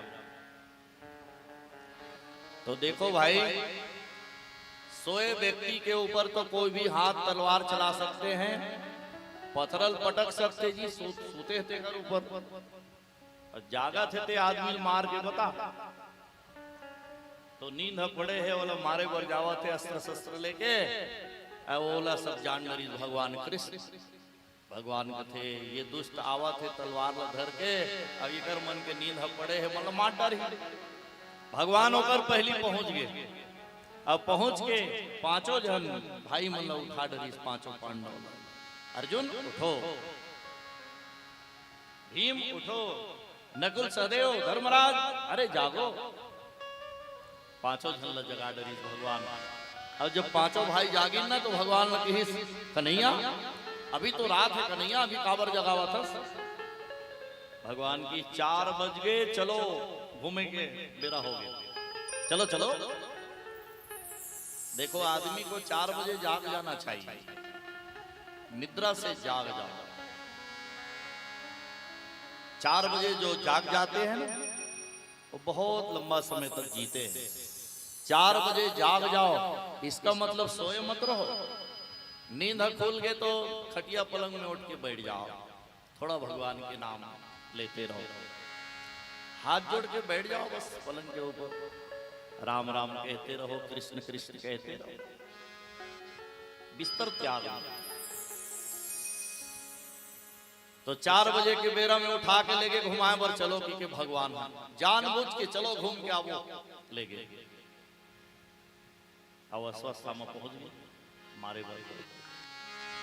तो भैया वहां पर द्रौपदी माता के 5 पुत्र एक ही पलंग पर सोए थे, चादर लौड़े रहा लेखा मन। अब ये अंधियार में 20 अब पांचों भाई एक ही जगह सोते हैं कि पांचों जन लइका मन के गर्दन ला काट और काट के ठन परात में रख लीस और चादर में ढक दीस और चादर में ढक के परात ला धर के आ गई। दुर्योधन के समक्ष कहे, दुर्योधन ये देखो, कहे पांचों भाई पांडव के सिर को काट के लाया है। दुर्योधन के अब तो प्राण छूटने वाला है, वो छू के देख रहे हैं, ऐसे छूक देखी तो जान डरी, सरे कोमल कोमल सिर है, ये पांडव के नहीं हो सकते। अश्वत्थामा ते पांडव मन ला काट के नहीं लाने भैया, कर लइका मन के सिर ला काट के लाने, अरे तोला तो बाल अपराध लगी। ऐसे कहते हुए दुर्योधन प्राण को त्याग देते। जब बिहनिया हो तो द्रौपदी माता अपन लइका मन जगाए वर्गिस। अब देखिए तो पांचों लइका के सिर कटे हुए हैं और धड़ पड़े हैं खून से लथपथ। मां व्याकुल हो गई, द्रौपदी तो खूब रोने लगी, हे भगवान मेरे 5-5 पुत्र को कौन मारे, खून से लथपथ पड़े हैं भैया, केवल धड़ सिर गायब है। खूब रो रही है द्रौपदी, रोती बिलखती द्रौपदी भगवान को पुकारने लगी। और भगवान जब सुने पुकार तो दौड़े आए। भगवान कृष्ण नहीं आए, द्रौपदी को शांत करा रहे हैं, भगवान शांत हो जाओ, द्रौपदी शांत हो जाओ, शांत हो जाओ। अर्जुन और भीम अपने अपने अस्त्र शस्त्र लेकर के तैयार हो गए हैं। हम उसको मार डालेंगे, छोड़ेंगे नहीं। भीम कहते कन्हैया जे हमर लइका मन मारे है ना, बोला हम नहीं छोड़न कन्हैया, बोला हमन मारबो। और निकल जाते हैं दोनों भाई। अर्जुन निकल गए, भीम निकल गए, पकड़ लेते हैं अश्वत्थामा को, घसीटते हुए ले आते हैं, भगवान के सामने ला करके पटक देते हैं। कहे कन्हैया इसे ने मारा है क्या? हमारे पुत्रों का हत्यारा यही है, अब इसको हम छोड़ेंगे नहीं कन्हैया। भगवान ने कहा सुनो, द्रौपदी से पूछो कहते, द्रौपदी तुम बताओ इसको हम मारे कि छोड़े? द्रौपदी कहती है महाराज मेरे पुत्र तो चले गए संसार से, अब इसको मारने का क्या मतलब? बदले की भावना को मन से हटा दो।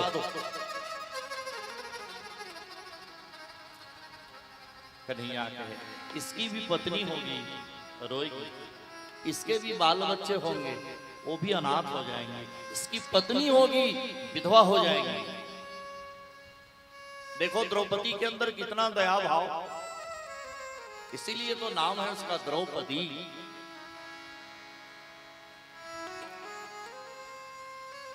द्रौपदी रोवत दिल करके हिस महाराज ला छोड़ दो, एक रो बाल बच्चा हो ही, पत्नी हो ही, माँ हो ही, माँ एकर बूढ़ी हो गए हो ही, कितना रोही व्याकुल हो जाएगी। इसलिए कहे कन्हैया इसको छोड़ दो, जीवन दान दे दो। भगवान की देखो अर्जुन कहे तुम इसको मारना चाहते हो, भीम मारो मत इसको।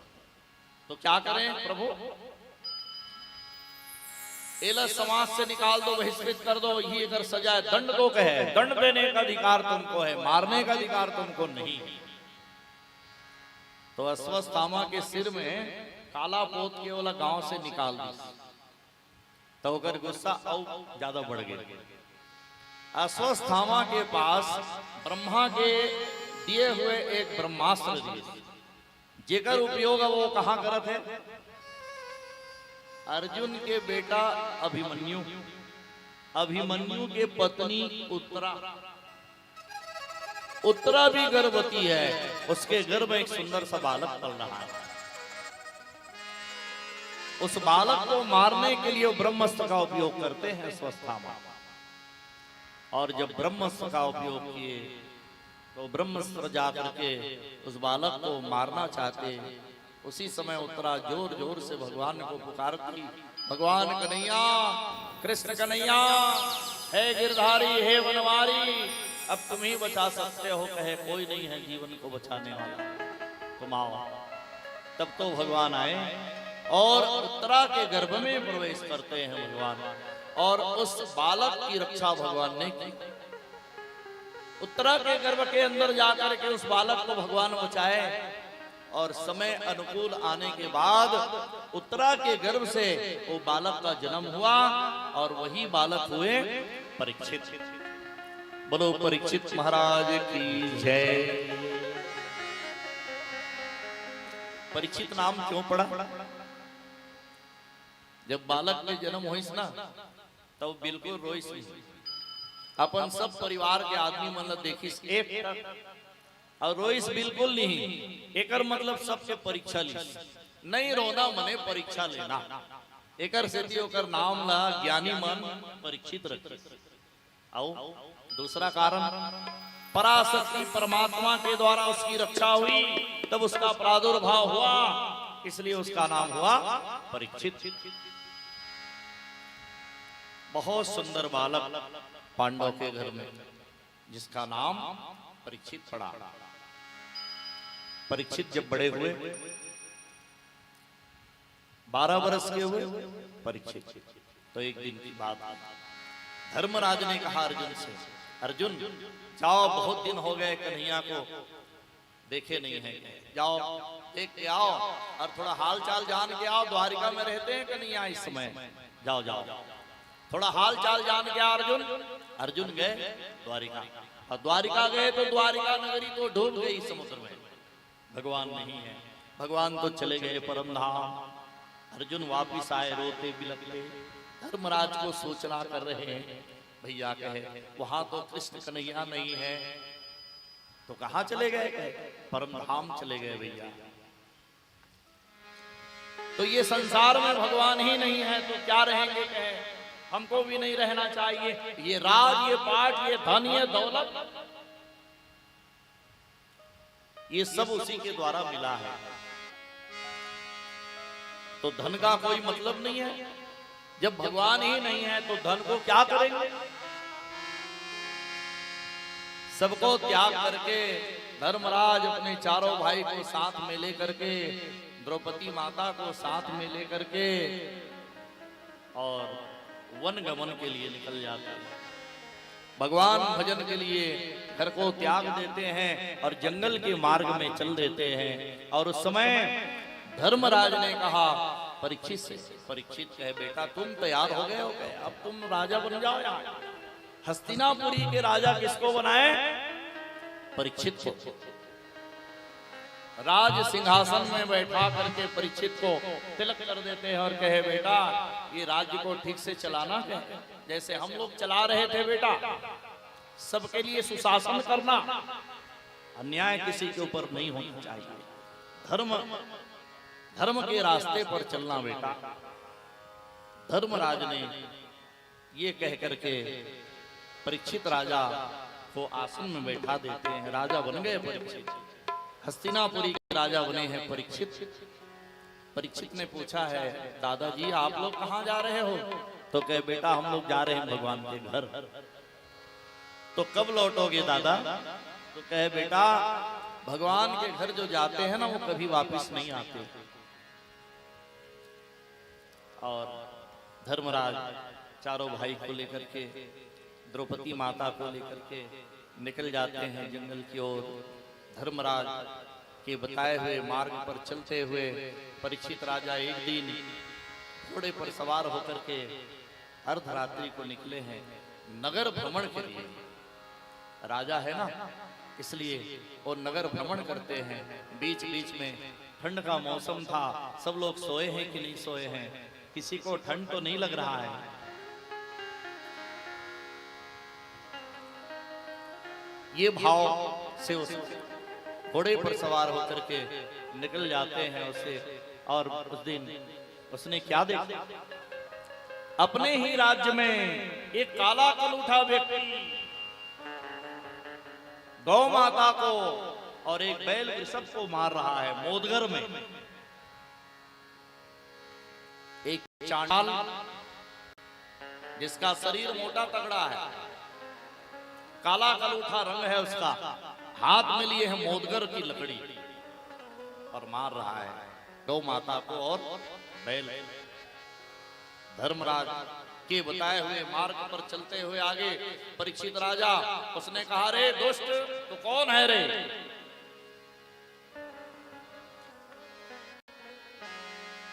तो उसने जवाब दिया मैं कलयुग हूं महाराज। कलयुग? कहे हाँ। मोर नाम कलयुग है महाराज। अब मोह सुने हो तो राज्य में बड़ा सुख मिला था, तो तोरे राज्य में रहे बर आवत रहे हो तो गाय बैला मर रोकिस ओ कर छेकिन मोला ये गाय और बैला मर तेकर सेती में हाँ मोदगर चलावत। परीक्षित के ते मोर राज्य में रहना चाहता तो मैं यहाँ के राजा हूं, अब मैं जौन जगह बताऊं वही जगह में रहे। हाँ महाराज। तो परीक्षित राजा कलयुग को जगह दे रहे हैं, 4 जगह देते हैं भागवत के अनुसार। पहला स्थान जाओ कहे तुम जुआलय में रहना, लोग जहां जुआ खेलते हैं ना वहीं पर रहना। जुआलय में ये कर जुआ खेलते ना समझ लो वो जुआ के स्थान है, कलयुग के स्थान है। जे कर रात दिन जुआ हुआ थे, ताश पत्ती चला थे, जुआरी मन जुआ खेला थे, वही जगह कहे गए कलयुग के स्थान। पहला स्थान जुआलय। कलयुग ने कहा महाराज ये तो बहुत छोटा जगह है और जगह चाहिए। तो कहे जाओ तुम मदिरालय में रहना, मदिरालय मने जहां लोग मदिरा पान करते हैं, शराब भट्टी। शराब भट्टी को कलयुग का स्थान बताए गए, वो कलयुग वहां वही रहते हैं। शराब भट्टी में कलयुग के स्थान बताए गए, मदिरालय दूसरा स्थान। फिर भी कलयुग ने कहा महाराज ये तो छोटा जगह है कि और थोड़ा ज्यादा जगह चाहिए, तो जाओ तुम वेश्यालय में रहना। वेश्यालय में रहोगे तुम। पहला स्थान जुआलय, दूसरा स्थान मदिरालय, तीसरा स्थान वेश्यालय। 3 ठन जगह पा गए, और बाद भी हाथ जोड़ के कि इस महाराज मोला वो जगह चाहिए, तो कि अब मेरे सिर में बैठ जाओ। आदमी जब गुस्सा जाते नहीं, अरे भाई ते बार बार मांगे और ज्यादा मांग करे तो वो गुस्सा में कहा कही आप छोटे बच्चा मर रहे नहीं, संग में आ रहे थे लड़का में कथा सुने पर जगह देखा थे तो बोले लड़का हका कहते माँ मम्मी मम्मी में कौन मेरे बैठो। छोटे लड़का कहते नहीं मम्मी कहते मेरे बैठो, तो मम्मी गुस्सा में कहते मोर मुड़ी में बैठ जाए, तो लड़का चढ़े चले धर थे। ऐसे ही कलयुग के महाराज मोला औ जगह चाहिए। 3 जगह देव रे तबले तोला तोर मन हनी भरिस, औ जगह मांगा थस तो कहते औ जगह चाहिए मन, तो वो कहा कि मेरे सिर में बैठ जाओ। सिर में बैठ जाओ के मतलब सिर में पहने रहा है मुकुट, अब मुकुट है सोना के मुकुट है, वही सोना के तरफ इशारा करके कि इसमें बैठ जाओ। इसका मतलब स्वर्ण में कलयुग का वास है, सोने में कलयुग का वास है। कहते वाला सोना में, ये तुमन पहने होते सोना में नहीं है, चिंता मत करना। सोना में कलयुग के वास बताए गए, लेकिन ये सोना में नहीं। अनीति के द्वारा कमाई गई धन से हम सोना खरीदते हैं ना, उसी सोने में कलयुग का वास है। कमाई करो नीति में, अनीति में नहीं, उसमें कलयुग बैठा हुआ है। तो 4 जगह में कलयुग आज भी बैठे हैं। कौन कौन जगह में? पहली जगह जुआलय, दूसरा जगह मदिरालय, तीसरा जगह वेश्यालय, चौथा जगह लोभ। इसका मतलब क्या है? काम, क्रोध, मद और लोभ, ये चारों जगह में कलयुग बैठे हुए हैं। उससे अलग रहना, काम, क्रोध, मद, लोभ से दूर रहो। और जो काम, क्रोध, मद, लोभ से अलग होके रहते हैं भैया, वो भगवान के हो जाते हैं। काम, क्रोध, मद, लोभ से दूर रहना चाहिए, उसमें कलयुग बैठा हुआ है। प्यारे सज्जनों, अब देखो राजा परीक्षित एक दिन शिकार के लिए जंगल गए, घोड़े में सवार होकर के। प्यास लगी तो समीक ऋषि के आश्रम में पहुंचे। प्यास के मारे राजा थर्रा गए थे।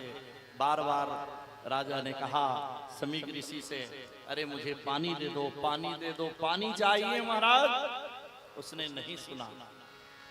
तब तो राजा गुस्से में आकर के एक मरे हुए तक्षक नाग को राजा समीक ऋषि के गले में डाल देते। और उसी समय वो समीक ऋषि के पुत्र श्रृंगी ऋषि आए। श्रृंगी ऋषि ने देख लिया दूर से और राजा को श्राप दे देते। कहते हैं, राजा मोर पिताजी तपस्या त्याग में बैठे हैं, करते गला में तक्षक नाग ल डाला था। मैं तो श्राप देवा था राजा, आज से ठीक 7वां रोज में तक्षक नाग के डसे से तोर मृत्यु हो जही। राजा ने श्राप को स्वीकार किया। घर आए और घर में आकर के ब्राह्मणों से पूछा है, महाराज मैं क्या करूं? मेरे से आज बहुत बड़ी गलती हो गई, भूल हो गई महाराज। के मैंने तक्षक नाग को समीक ऋषि के गले में डाल दिया महाराज। के मेरे से अपराध हो गया, भूल हो गया है, मैं क्या करूं?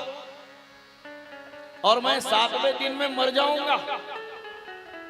ब्राह्मणों ने कहा, आपका जीवन 7 रोज है महाराज, एक काम करो, धर्म कार्य करो। 7 दिन की भागवत महापुराण की कथा होती है। आप कथा ही सुन लो, आपका जीवन सफल हो जाएगा। आदमी को जब मालूम पड़ जाए ना कि हमको 7 ही दिन जीना है, तो क्या करें? आदमी को क्या करना चाहिए?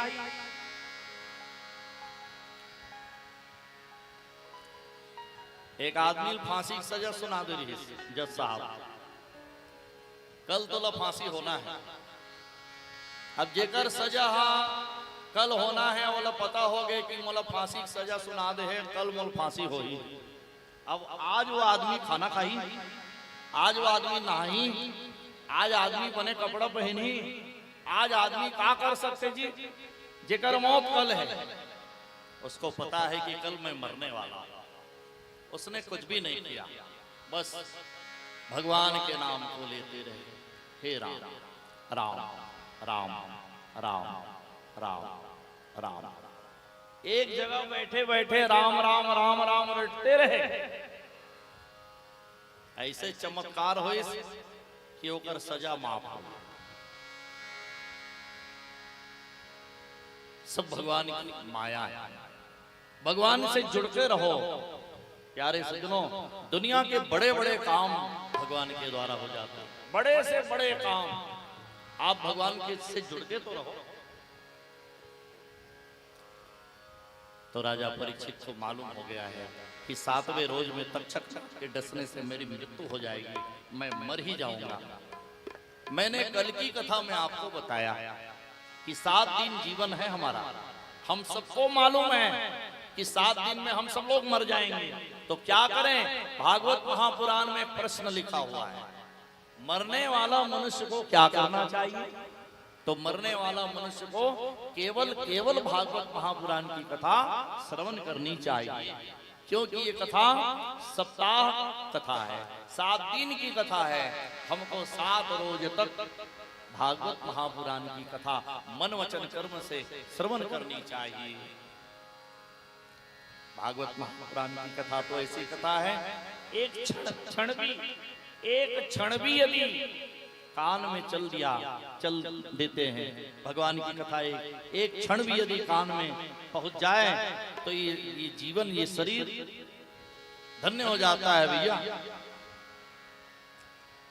प्यारे सज्जनों, तो ये कथा अमृत है, हम जो पी रहे हैं कथा अमृत है। तब तो राजा परीक्षित गंगा किनारे पहुंच जाते हैं और गंगा किनारे में जाकर के सुखदेव महाराज के चरण में गिर जाते हैं, कहे महाराज मुझे भागवत महापुराण की कथा सुना दो। तब तो व्यास गद्दी का निर्माण हुआ, मंच को सजाए गए, केले के खंभा लगाए गए और बढ़िया सुंदर व्यास गद्दी का निर्माण हुआ। उस व्यास आसन पे सुखदेव महाराज बैठे हैं और नीचे राजा बैठ जाते हैं। राजा जब बैठे तो बैठे ही रह गए। 7 दिवस तक न स्नान के लिए गए, न सोने के लिए गए, न खाने गए, बस जित देखो तित श्याममय है, कृष्णमय हो गए राजा। इसी भाव से आज हम कली काल के प्राणी 7 दिवस तक भागवत महापुराण की कथा को श्रवण करने के लिए बैठते हैं। तो एक आसन में बैठते हैं, एक वस्त्र धारण करते हैं। एक वस्त्र धारण करने का मतलब क्या है?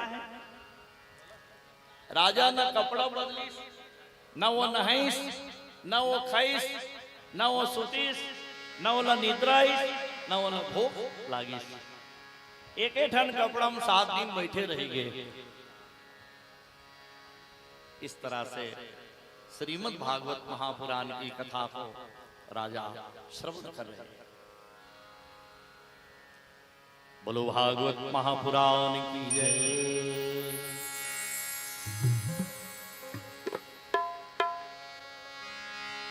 मोहे भावे बिहारी जी का नाम, मोहे भावे बिहारी जी का नाम, चलो रे सखी दर्शन को। मोहे भावे बिहारी जी का नाम, मोहे भावे बिहारी जी का नाम, चलो रे सखी दर्शन को। मोहे भावे बिहारी जी का नाम, बिहारी जी का नाम, चलो रे सखी दर्शन को। मोहे भावे बिहारी जी का नाम, मोहे भावे बिहारी जी का नाम, चलो रे सखी दर्शन को। चलो रे सखी दर्शन को, चलो रे सखी दर्शन को। चलो रे सखी दर्शन को, चलो रे सखी दर्शन को। चलो रे सखी दर्शन को, चलो रे सखी दर्शन को। चलो रे सखी दर्शन को, चलो रे सखी दर्शन को। मोहे भावे बिहारी का नाम, मोहे भावे बिहारी जी का नाम, चलो रे सखी दर्शन को। मोहे भावे बिहारी जी का नाम, मोहे भावे बिहारी जी का नाम, चलो रे सखी दर्शन को। जय हो।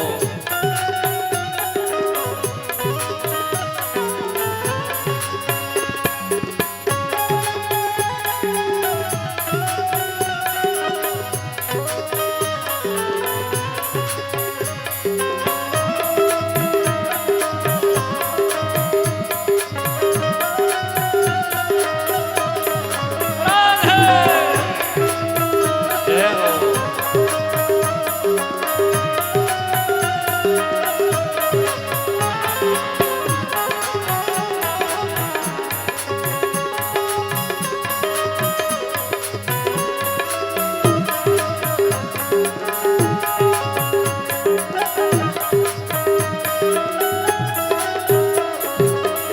वाके सुंदर सूरत भावे, वाके सुंदर सूरत भावे, वाके सुंदर सूरत भावे।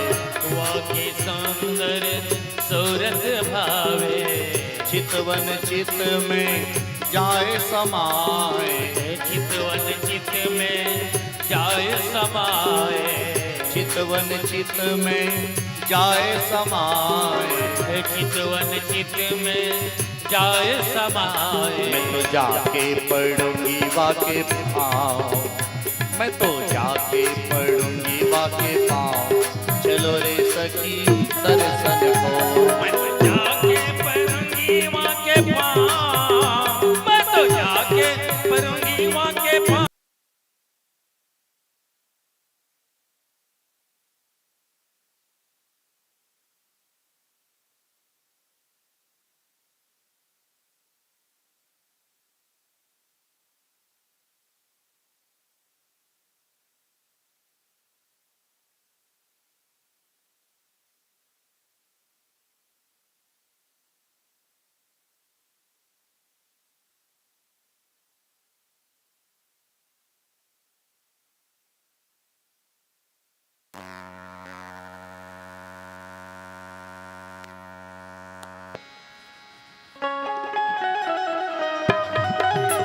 राधे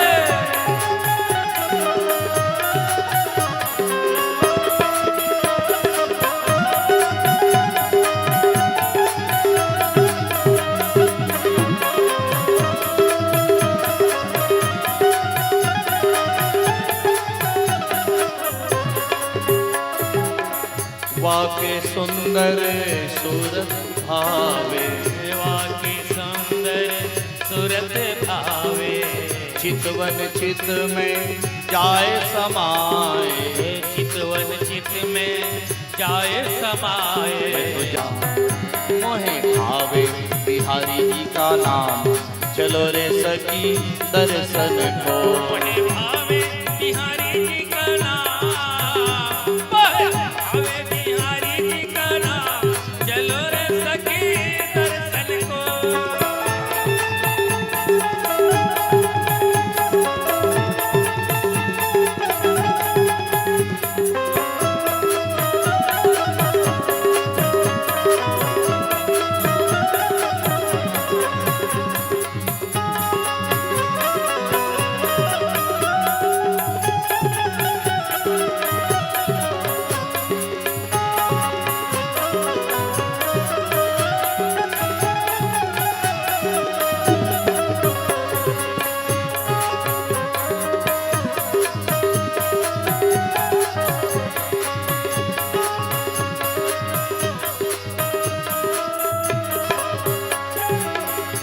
फूलों की माला पहना, फूलों की माला पहना, फूलों की माला पहना, फूलों की माला पहना, ठाकुर जी में भोग लगाओ, ठाकुर जी में भोग लगाओ, ठाकुर जी में भोग लगाओ, ठाकुर जी में भोग लगाओ। मेरे बन जाए बिगड़े काम, मेरे बन जाए बिगड़े काम, चलो रे सखी दर्शन को, मेरी बन जाए बिगड़े काम, मेरी बन जाए बिगड़े दर्शन को, चलो रे सखी दर्शन को, चलो रे सखी दर्शन को।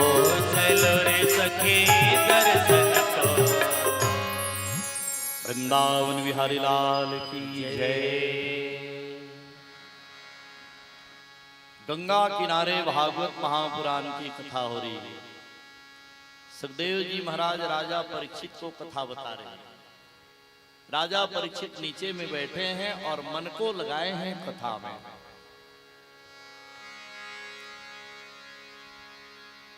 सबसे पहले राजा परीक्षित ने पूछा है, महाराज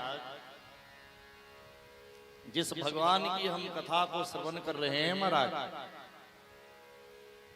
वो कब आए, कैसे आए, क्यों आए? सुखदेव जी कहते हैं, ये धरती के भार को कम करने के लिए भगवान राम राम कहते रहो, कृष्ण कृष्ण कहते रहो, इसी में जीव का कल्याण है। सतयुग में तपस्या करे और जब निकले ऋषि मुनि मन घर से बाहर, तो बैठे बैठे शरीर के ऊपर दीमक चढ़ जाए, भगवान नहीं मिले। पर ये कलयुग है, कलयुग के समान कोई दूसरा युग नहीं है। राम भजन करते रहो, राम भजन करते रहो, कृष्ण कृष्ण कहते रहो। बस राम भजन में और कृष्ण के भजन में, भगवान के नाम को लेने से ही हमारी मुक्ति हो जाएगी। तो महाराज भगवान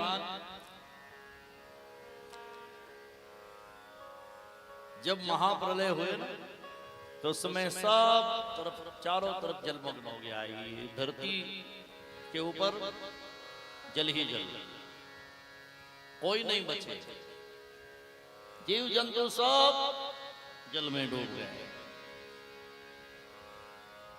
हर युग के अंत में ऐसा होता है। युग के आखिरी में का होते महाप्रलय, ये कलयुग में घलो हो ही महाप्रलय।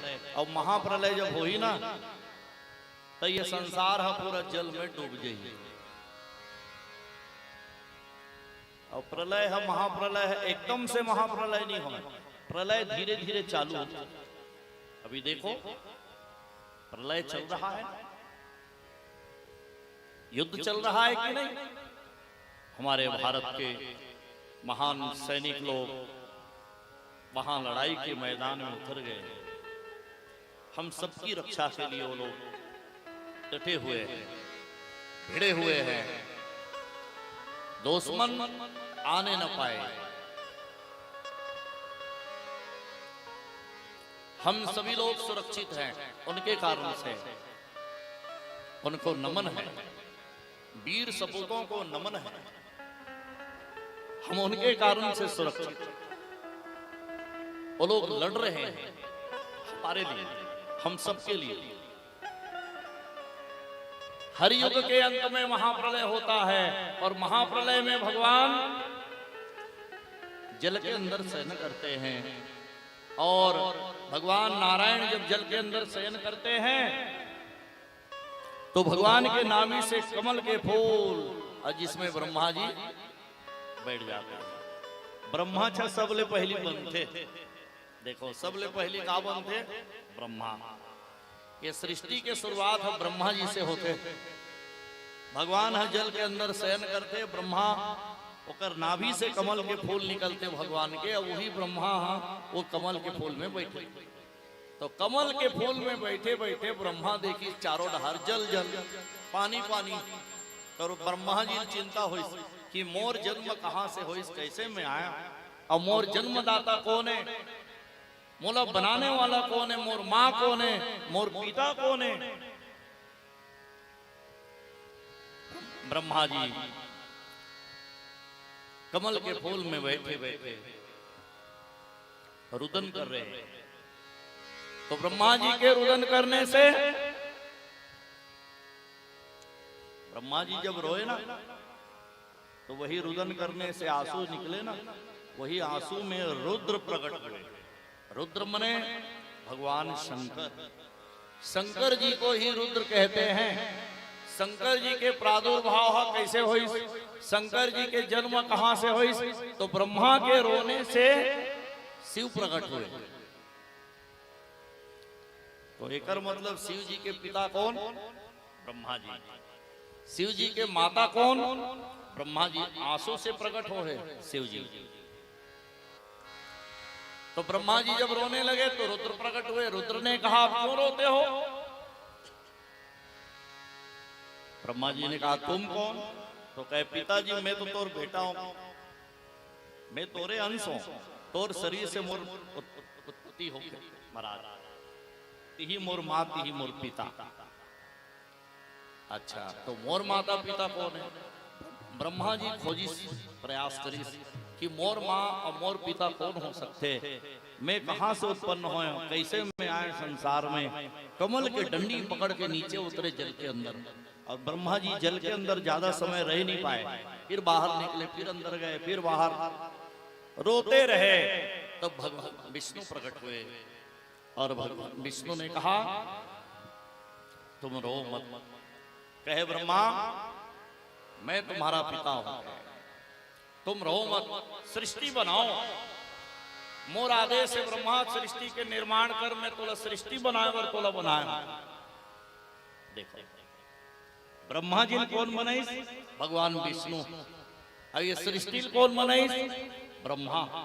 विष्णु के काम ब्रह्मा बनाना और ब्रह्मा के काम ये संसार ला बनाना। तो सृष्टि के सृजनहार कौन, ब्रह्मा। सृजनहार ब्रह्मा और ब्रह्मा के सृजनहार विष्णु। तो देवता कितने हुए, तीन, त्रिदेव हुए, ब्रह्मा विष्णु और महेश। तीन ही देवता है और चौथा कोई देव नहीं है संसार में, तीन ही देवता है।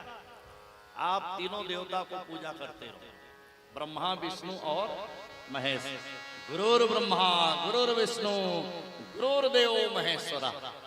बस वही तीनों देवता हमारे गुरु हैं, हमारे सब कुछ है।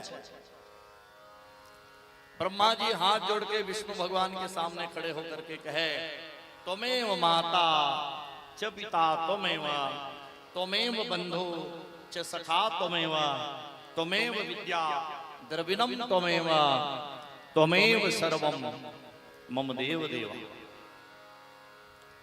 तो ब्रह्मा विष्णु और महेश तीनों देवता बने। अब देखो दुनिया जब भी बनते ना, तो सबसे पहली पानी बनते।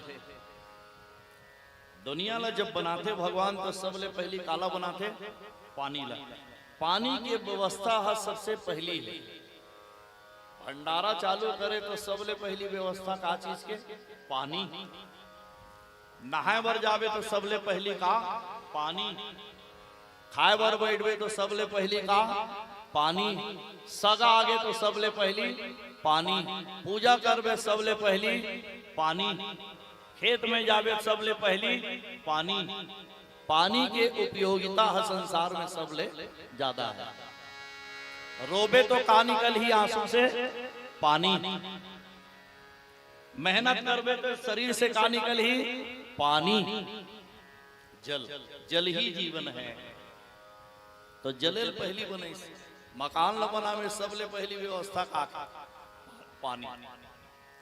कोनो कर भाठम ते मकान बनावे तो सबले पहली का कराना पड़ते, ते गिट्टिल बाद में उलावे, रेतिल बाद में उलावे, ईटल ते बाद में सकेलवे, लेकिन सबले पहली व्यवस्था का पानी। बोर तब तो काम हो चालू हो जाए।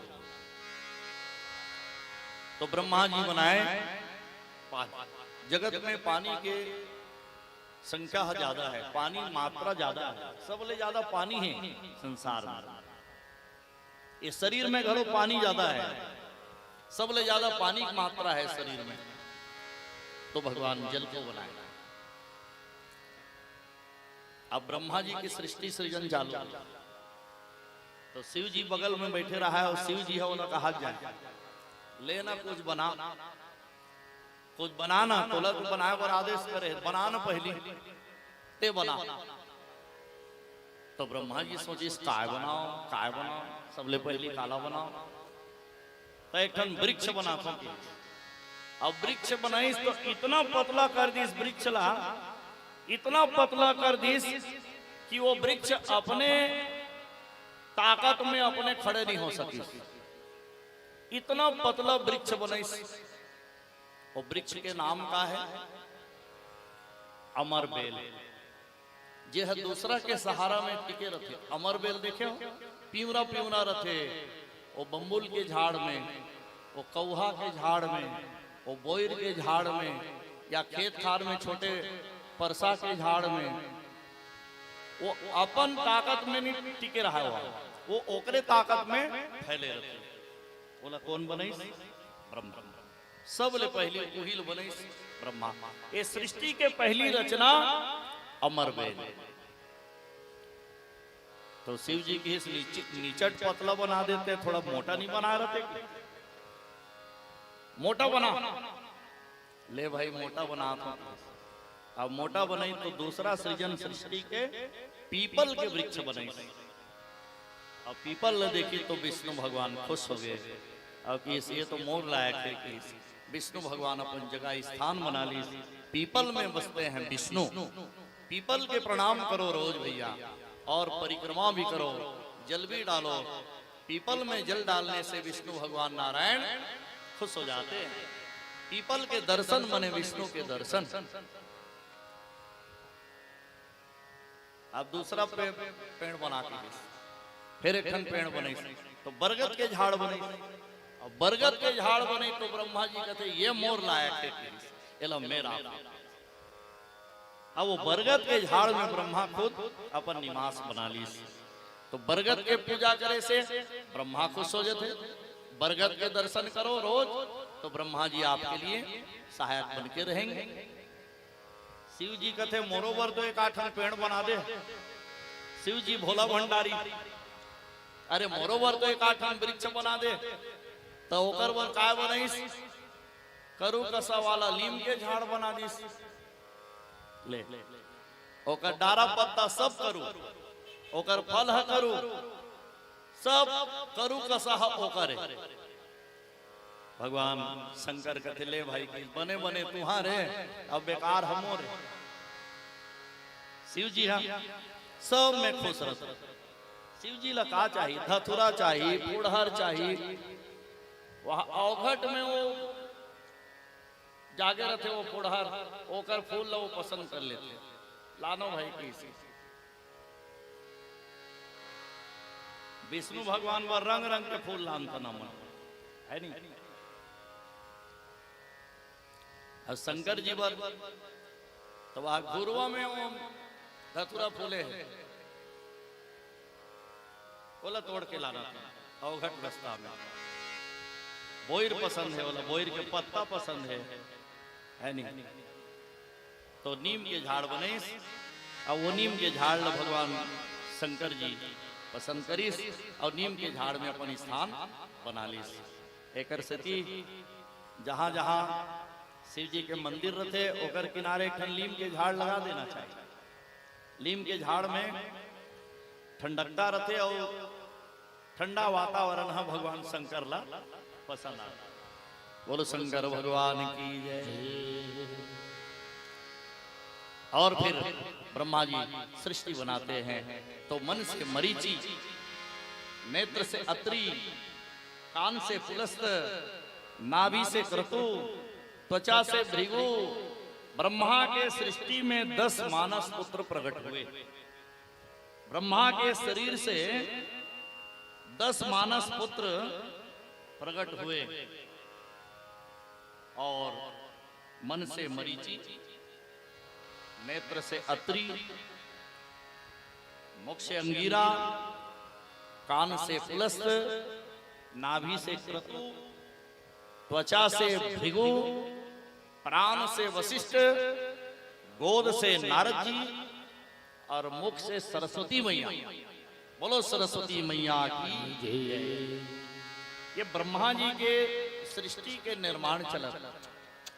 10 मानस पुत्र पहले प्रकट हुए और फिर वही ब्रह्मा के मुख से जब सरस्वती मैया निकली है, बहुत सुंदर। सरस्वती को देख करके ब्रह्मा जी पीछा करते हैं, उसके पीछे पीछे दौड़ रहे। तो 10 मानस पुत्र प्रकट हो, इंतमन की तुल अधिकार है कि तोर शरीर से कर उत्पत्ति हो है, तोर बेटी के समान है, तो ओकर पीछा करत है, ओकर सुंदरता में मोहित हो गए, तो तुम मर जाना चाहिए। ब्रह्मा जी अपने शरीर को त्याग देते हैं, शरीर के 2 टुकड़े हो गए, बीच फट गए, ओकर शरीर है। तो भैया एक तरफ मनु और एक तरफ शत्रुपा, 2 स्त्री और पुरुष प्रकट हुए ब्रह्मा के शरीर से, और वही स्त्री और पुरुष इस संसार को बनाते हैं। मनु और शत्रुपा ये सृष्टि के पहली स्त्री और पहली पुरुष। प्यारे सज्जनों, मनु और शत्रुपा के द्वारा फिर सृष्टि का निर्माण प्रारंभ हुआ और बहुत सुंदर। मनु महाराज के 5 संतान हुए, 2 पुत्र हुए, प्रियव्रत और उत्तानपाद। 3 बेटियां हुई, आकुति, देहुति और प्रसूति। 3 जन बेटी हुई और 2 जन बेटा हुआ। देखो दुनिया हाँ पहली बनी तो इसने बनी। ये पहली दिन के कथा ला बड़ा ध्यान से सुनना है। सृष्टि के कथा है, अब यही कथा ला ध्यान से सुनना चाहिए। हमारे ये सृष्टि के सृजन हो ना, तो सबले पहली मनु और शत्रुपा बनी, और मनु शत्रुपा के द्वारा हमन सब आए। कैसे आए? पहली होकर 5 जन बेटा बेटी हुई। बेटी मन के नाम आकुति, देहुति और प्रसूति, अब बेटा मन के नाम प्रियव्रत और उत्तानपाद। 2 जन बेटा और 3 जन बेटी मनु शत्रुपा के। पहले भागवत में कथा आती है आकुति। आकुति का विवाह रुचि नामक ऋषि के साथ में हुए, ससुराल चली गई। अब देहुति है, मंझली बेटी के नाम देहुति, देवहुति। देखो नाम कितना बढ़िया है, देवहुति, देवताओं को आहूत करने वाली, देवताओं को प्रसन्न करने वाली देवहुति। आकुति मने अपनी ओर आकृष्ट करने वाली, अपनी ओर आकर्षित करने वाली, और देहुति मने देवताओं को प्रसन्न करने वाली, और प्रसूति मने अपने पति को प्रसन्न करने वाली। तो भागवत महापुराण में बताए गए हैं प्यारे सज्जनों, देवहुति का विवाह कैसे हुआ। अब देखो पहली के शादी कैसे होती रही, अब के शादी कैसे हुआ थे, कितना बदल के जमाना। पहली की शादी में कहा रहा है नियम, लड़की ला कन्या ला लड़का देखे बर जाए बर पड़े। ये पहली के नियम है। भागवत के अनुसार कन्या खुद अपन वर के चयन करे, एक से तो स्वयंवर हो। कन्या खुद अपन वर के चयन करे। वर ला ज्यादा अधिकार मिलना चाहिए कि कन्या ला ज्यादा अधिकार मिलना चाहिए। भाई वर चयन के लिए कन्या ला अधिकार मिलना चाहिए कि कन्या चयन के लिए वर ला अधिकार मिलना चाहिए। पहली अधिकार काकर बनते, पहली अधिकार तो कन्या के बनना चाहिए, कन्या ला पहली अधिकार मिलना चाहिए। ते अपन हिसाब से पसंद कर, अब अपन हिसाब से चयन कर। एक स्थिति राजा महाराजा मन स्वयंवर रखेगी। अब बड़े बड़े कठिन महा शर्त रखे रहा है। अब वो शर्त ला जब जे हम पूरा कर ले अब वही होकर पति बन जाए। तो देहूती के विवाह कैसे हो? देहूती के विवाह जब हुई तो अपन पिताजी के साथ में देहूती हा मनु महाराज के साथ में करदम ऋषि के घर पहुंची। करदम ऋषि घर कहाँ है? ओकर घर मने कुटी, अब वो रहा जंगल में, और जंगल में रहा करदम ऋषि यहाँ पहुंच गए। वो लोग देखे पर गए ना अपन पिताजी के साथ में, वर के खोज में निकले हम।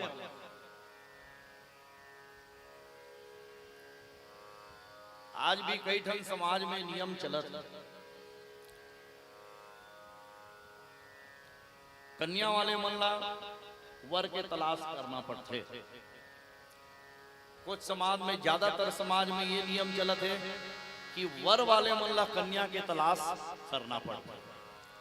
अब अभी तो इतना मारा मारी है, और जैसे शादी के सीजन आते ना तो हम मोटरसाइकिल में 4 जन 5 जन 10 जन कहाँ घुमा तो जी लड़की खोजे पर महाराज, गली गली लड़की खोजे थे, लड़की मिलत नहीं है।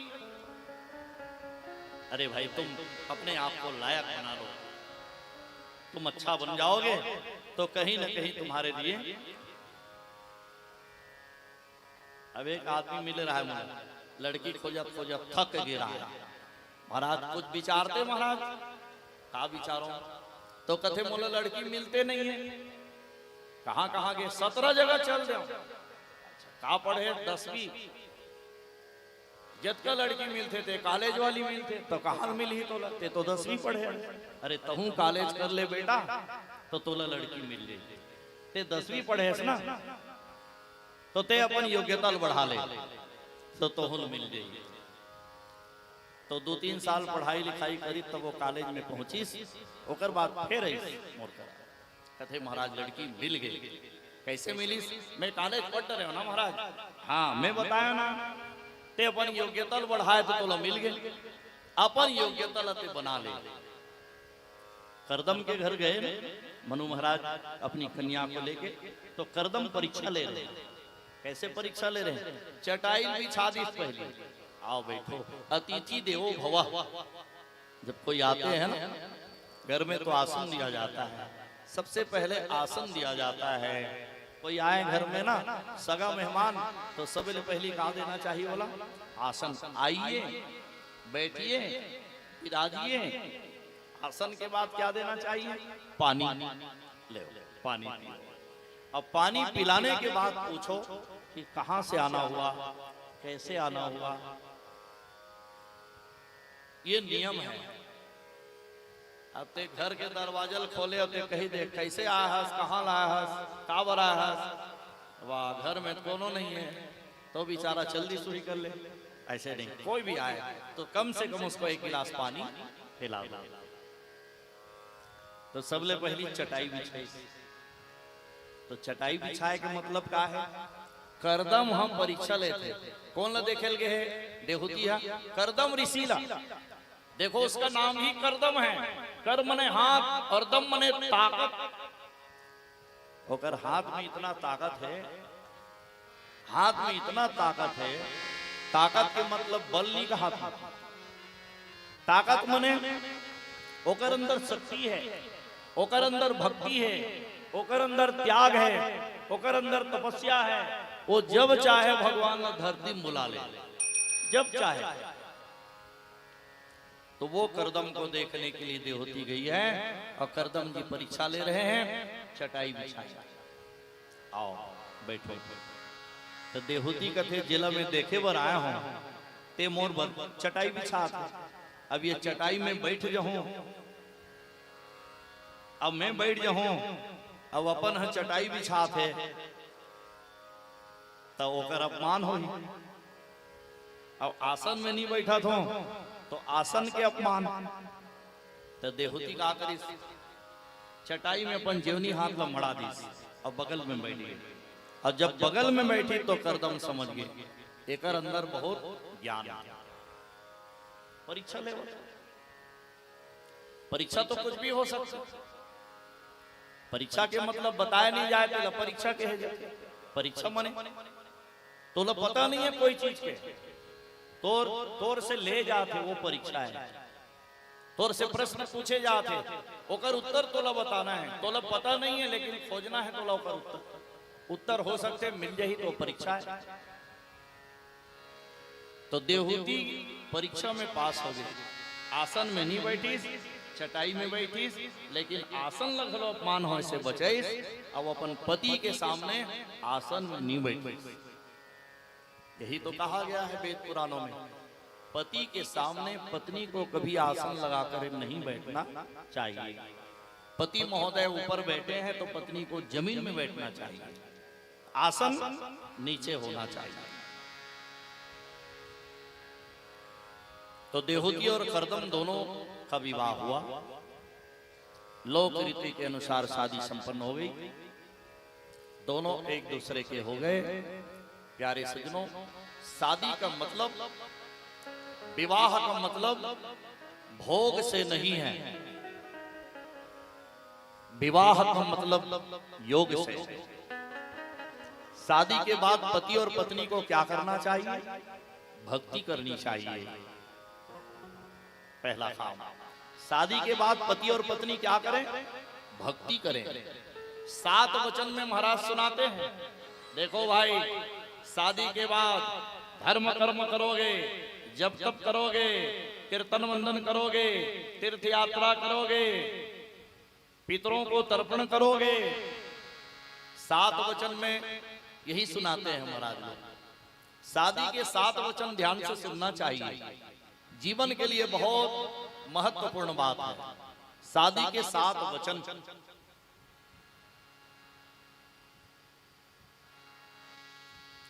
सुने हो ना 7 वचन? क्या क्या वचन? 7 वचन में क्या कहते हैं महाराज? तो 7 वचन के होतले तो दूल्हा दुल्हन मन हाथ कावर शादी अक्सर तो राते किन होते अब के शादी है वही आखिरी 7 वचन है। वो 7 वचन में बहुत ध्यान से सुनना चाहिए। बहुत महत्वपूर्ण बात महाराज कहते हैं कि देखो, शादी के बाद धर्म कर्म करना चाहिए, तीर्थ यात्रा करना चाहिए, पितरों को तर्पण करना चाहिए, अच्छा अच्छा काम करना चाहिए। देहूती और करदम दोनों मिलकर के त्याग तपस्या में बैठ जाते हैं। 10,000 वर्ष तक दोनों त्याग और तपस्या करते हैं। देहूती और करदम 10,000 वर्ष तक तपस्या करी दोनों जन। बुढ़ापा अवस्था आ गई दोनों को। इतना तप करीन कि ओकर मन के बुढ़ापा आ गया। तो पहली के कथा है जी, 10,000 वर्ष तक तपस्या करी नेकर मतलब 10,000 साल वंची जिंदा रही। अब के आदमी मन कितना दिन जीते? ये कली काल में आदमी की उम्र कितना होंगे? कली काल में बताए गए हैं आदमी के उम्र 100 साल। 100 साल हो गए ना आदमी की उम्र, तो बहुत बढ़िया बात है। जेकर उम्र 100 से पार कर गए तो समझ लो भैया रोज दर्शन करो। रजन कटा में 100 साल के आदमी है कि नहीं? एक आदमी भैया कोई है? नहीं है। 100 साल के आदमी अब मिलना मुश्किल हो गया। तो ये प्रथम चरण में 100 साल। जब दूसरा चरण आएंगे तो 100 के आधा कर दे। आदमी की उम्र कितना हो जाएगी? कुल उम्र कितना हो जाएगी आदमी के दूसरा चरण में? 100 के आधा 50। जब तीसरा चरण आएंगे तो फिर आधा कर ले। आदमी के कुल उम्र कितना रही? 25 साल तीसरा चरण में, और चौथा चरण में 25 के आधा कर ले। 25 के आधा 12.5 साल। 12.5 वर्ष के रहेंगे आदमी। कब? कलयुग के चौथा चरण में। कुल मिलाकर के उम्र कितना रही आदमी के? 12.5 साल के आदमी रही। सबले बड़े वृक्ष का रही? चना के पौधा, चना के झाड़। उहिल कहे गए ते चना झाड़ में मत चढ़ा करते ना। तो चना के झाड़ कब बनी? वह चौथा चरण में। अभी चना के बूट का था ना, चना बूट तो वही चना उठकावन जही चौथा चरण में चना के झाड़। अब वही चना के झाड़ में बाजार बैठी ही। अभी जैसे पीपल के वृक्ष के नीचे बाजार बैठे जाते, तब चौथा चरण में चना के झाड़ के नीचे बाजार बैठी। आदमी की उम्र कितना रही? 12.5 साल की रही आदमी।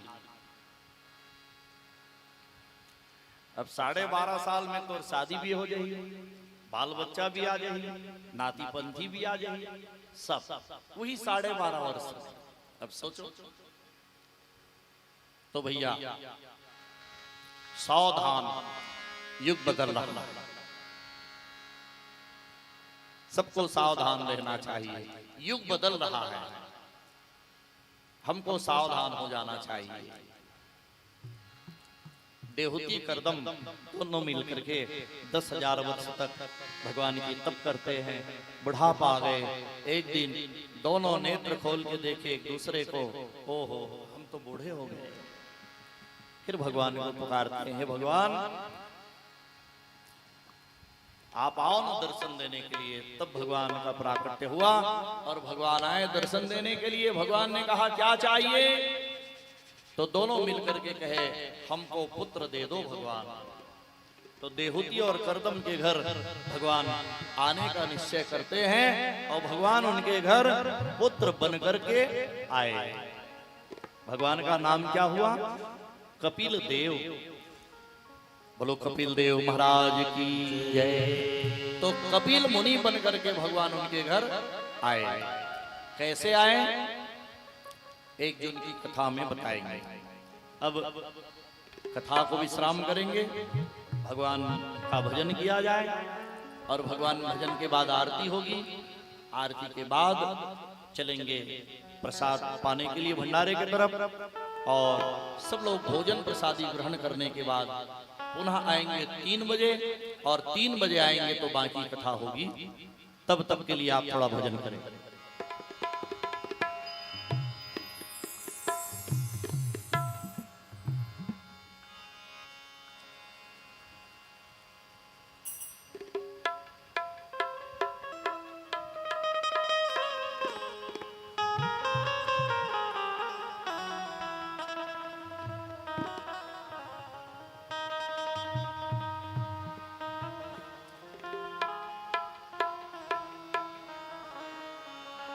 क्या भरोसा है इस जिंदगी का,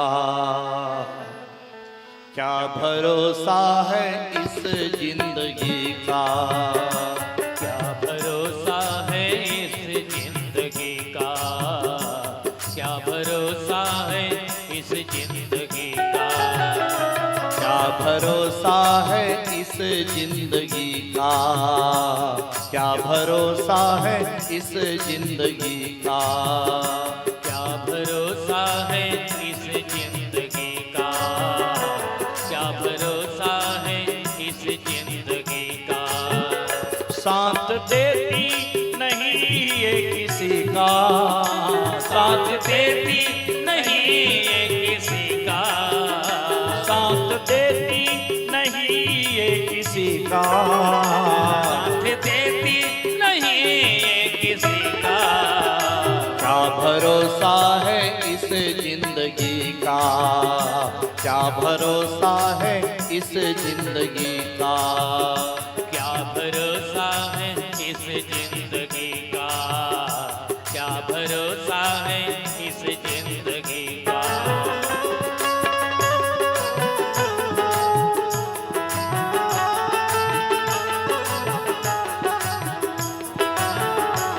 जय हो।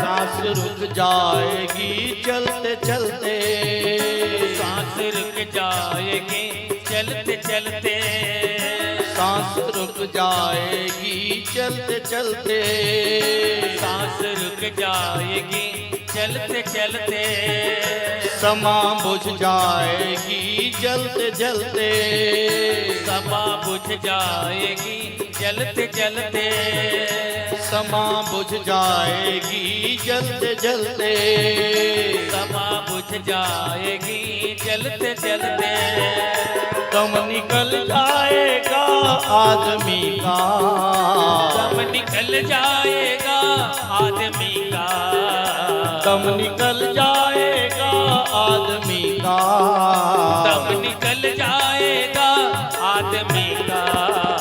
क्या भरोसा है इस जिंदगी का, क्या भरोसा है इस जिंदगी का, क्या भरोसा है इस जिंदगी का, क्या भरोसा है इस जिंदगी का।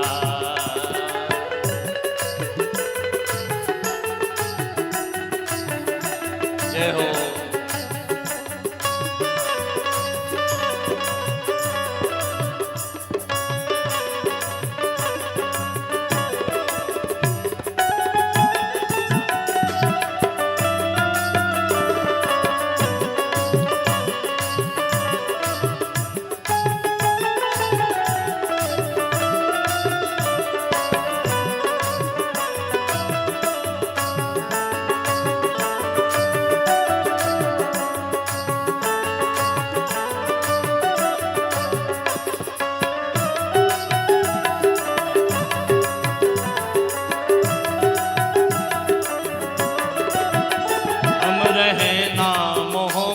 रहेगी, हम रहे ना मोहब्बत रहेगी, हम रहे ना मोहब्बत रहेगी, हम रहे ना मोहब्बत रहेगी। दास्तां अपनी दुनिया कहेगी, दास्तां अपनी दुनिया कहेगी, दास्तां अपनी दुनिया कहेगी, दास्तां अपनी दुनिया कहेगी।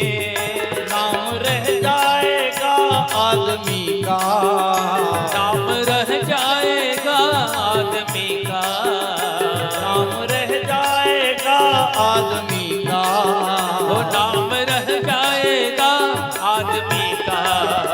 क्या भरोसा है इस जिंदगी का, क्या भरोसा है इस जिंदगी का। साथ देती नहीं ये किसी का, साथ देती नहीं ये किसी का, साथ देती नहीं ये किसी का, वो साथ देती नहीं ये किसी का। क्या भरोसा है इस जिंदगी का, क्या भरोसा है इस जिंदगी का। क्या भरोसा है इस जिंदगी का, क्या भरोसा है इस जिंदगी का। क्या भरोसा है इस जिंदगी का, क्या भरोसा है इस जिंदगी का। क्या भरोसा है इस जिंदगी का, क्या भरोसा है इस जिंदगी का। बोलो भागवत महापुराण की जय। हरि हरि ओम। जय श्री राम। श्री राधे श्री राधे श्री राधे श्री राधे श्री राधे श्री राधे। एक बार जयकारा हो जाए। बोली भागवत भगवान की जय, भगवताचार्य महाराज की जय, आज की आनंद की जय। जी हाँ, यादव परिवार की ओर से सम्मानीय जनों का साफा भेंट कर, वस्त्र भेंट कर महाराज के कर कमलों द्वारा सम्मान होना है। तो मैं वास्तविक में आदरणीय जनों से निवेदन, राधे श्याम साहू अतरमरा आए और महाराज जी से आशीर्वाद प्राप्त करें। राधे श्याम साहू जी, यादव परिवार की ओर से साफा भेंट आइएगा। और साथ में जगत राम साहू अथरमरा एवं नारायण साहू दीवना वाले और शत्रुघ्न पटेल अथरमरा, आप चारों महानुभावों से मेरा पुनः निवेदन, शीघ्रता के साथ आइएगा और महाराज जी से आशीर्वाद प्राप्त करें।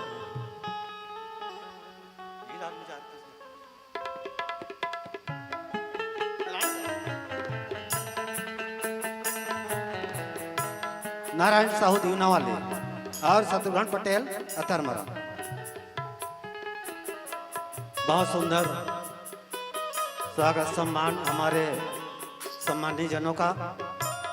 वैसे यादव परिवार की ओर से यह साफा भेंट किया जा रहा है। बहुत बहुत धन्यवाद उनके माता श्री देव कुंवर यादव के पुण्य स्मृति में श्रीमद् भागवत कथा महापुराण का आयोजन किया गया है। बहुत ही सुंदर आयोजन, और इस आयोजन को सफल बनाने के लिए आप सभी से मेरा पुनः निवेदन कि आप लोग अधिक से अधिक संख्या में आकर के कार्यक्रम की शोभा बढ़ावें, जीवन लाभ लेवें। बहुत बहुत धन्यवाद।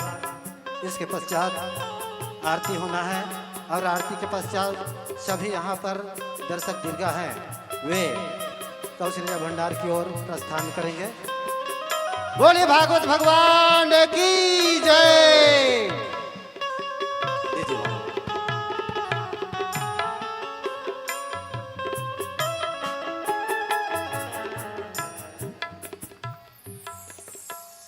आइए भगवान की आरती के लिए आरती की थाल सजा लें, और सभी लोग अपने अपने स्थान में खड़े होकर के आइए भावपूर्वक आरती में सहयोग करें।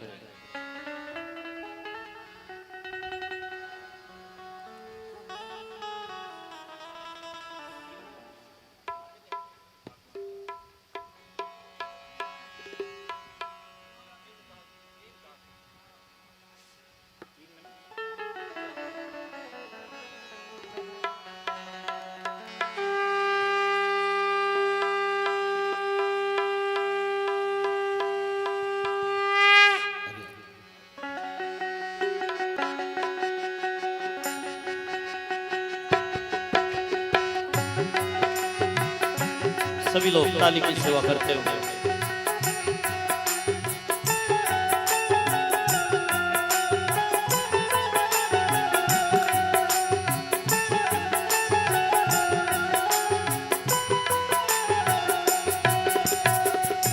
बाके बिहारी तेरी आरती गाऊं, हे गिरधर तेरी आरती गाऊं, बाके बिहारी तेरी आरती गाओ, हे गिरधर तेरी आरती गाओ।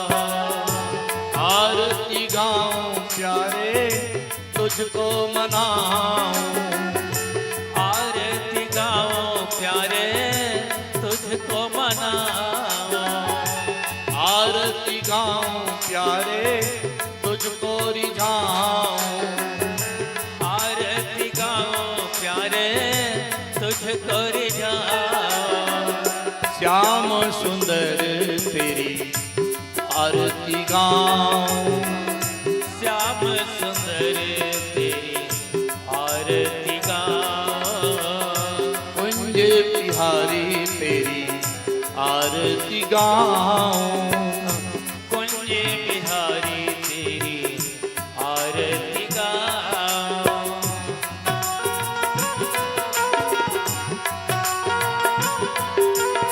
जय हो।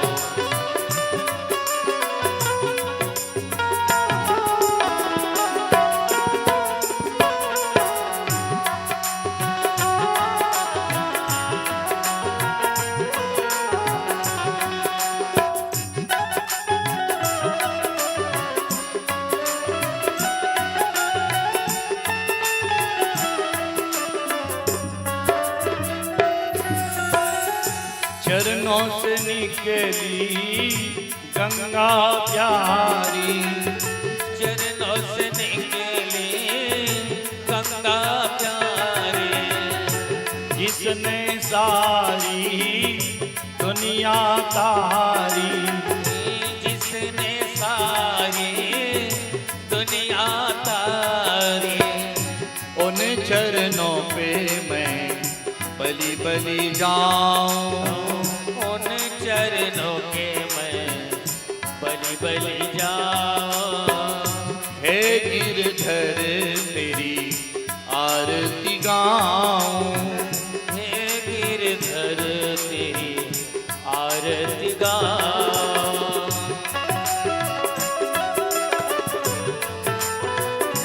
जय हो।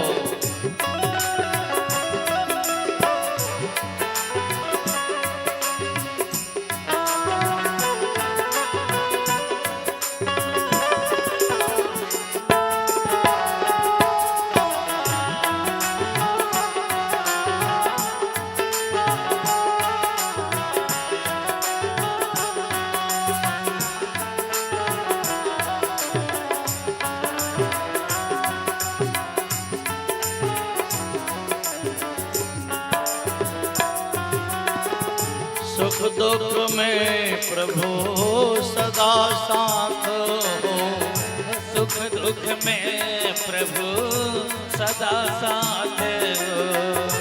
अपने दास के नाथ आप हो, अपने दास के नाथ आप हो। ऐसी कृपा पे मैं बलि जाऊं, ऐसे कृपा के मैं बलि बलि जाऊं। श्याम सुंदर तेरी आरती गाऊं, श्याम सुंदर तेरी आरती गाऊं।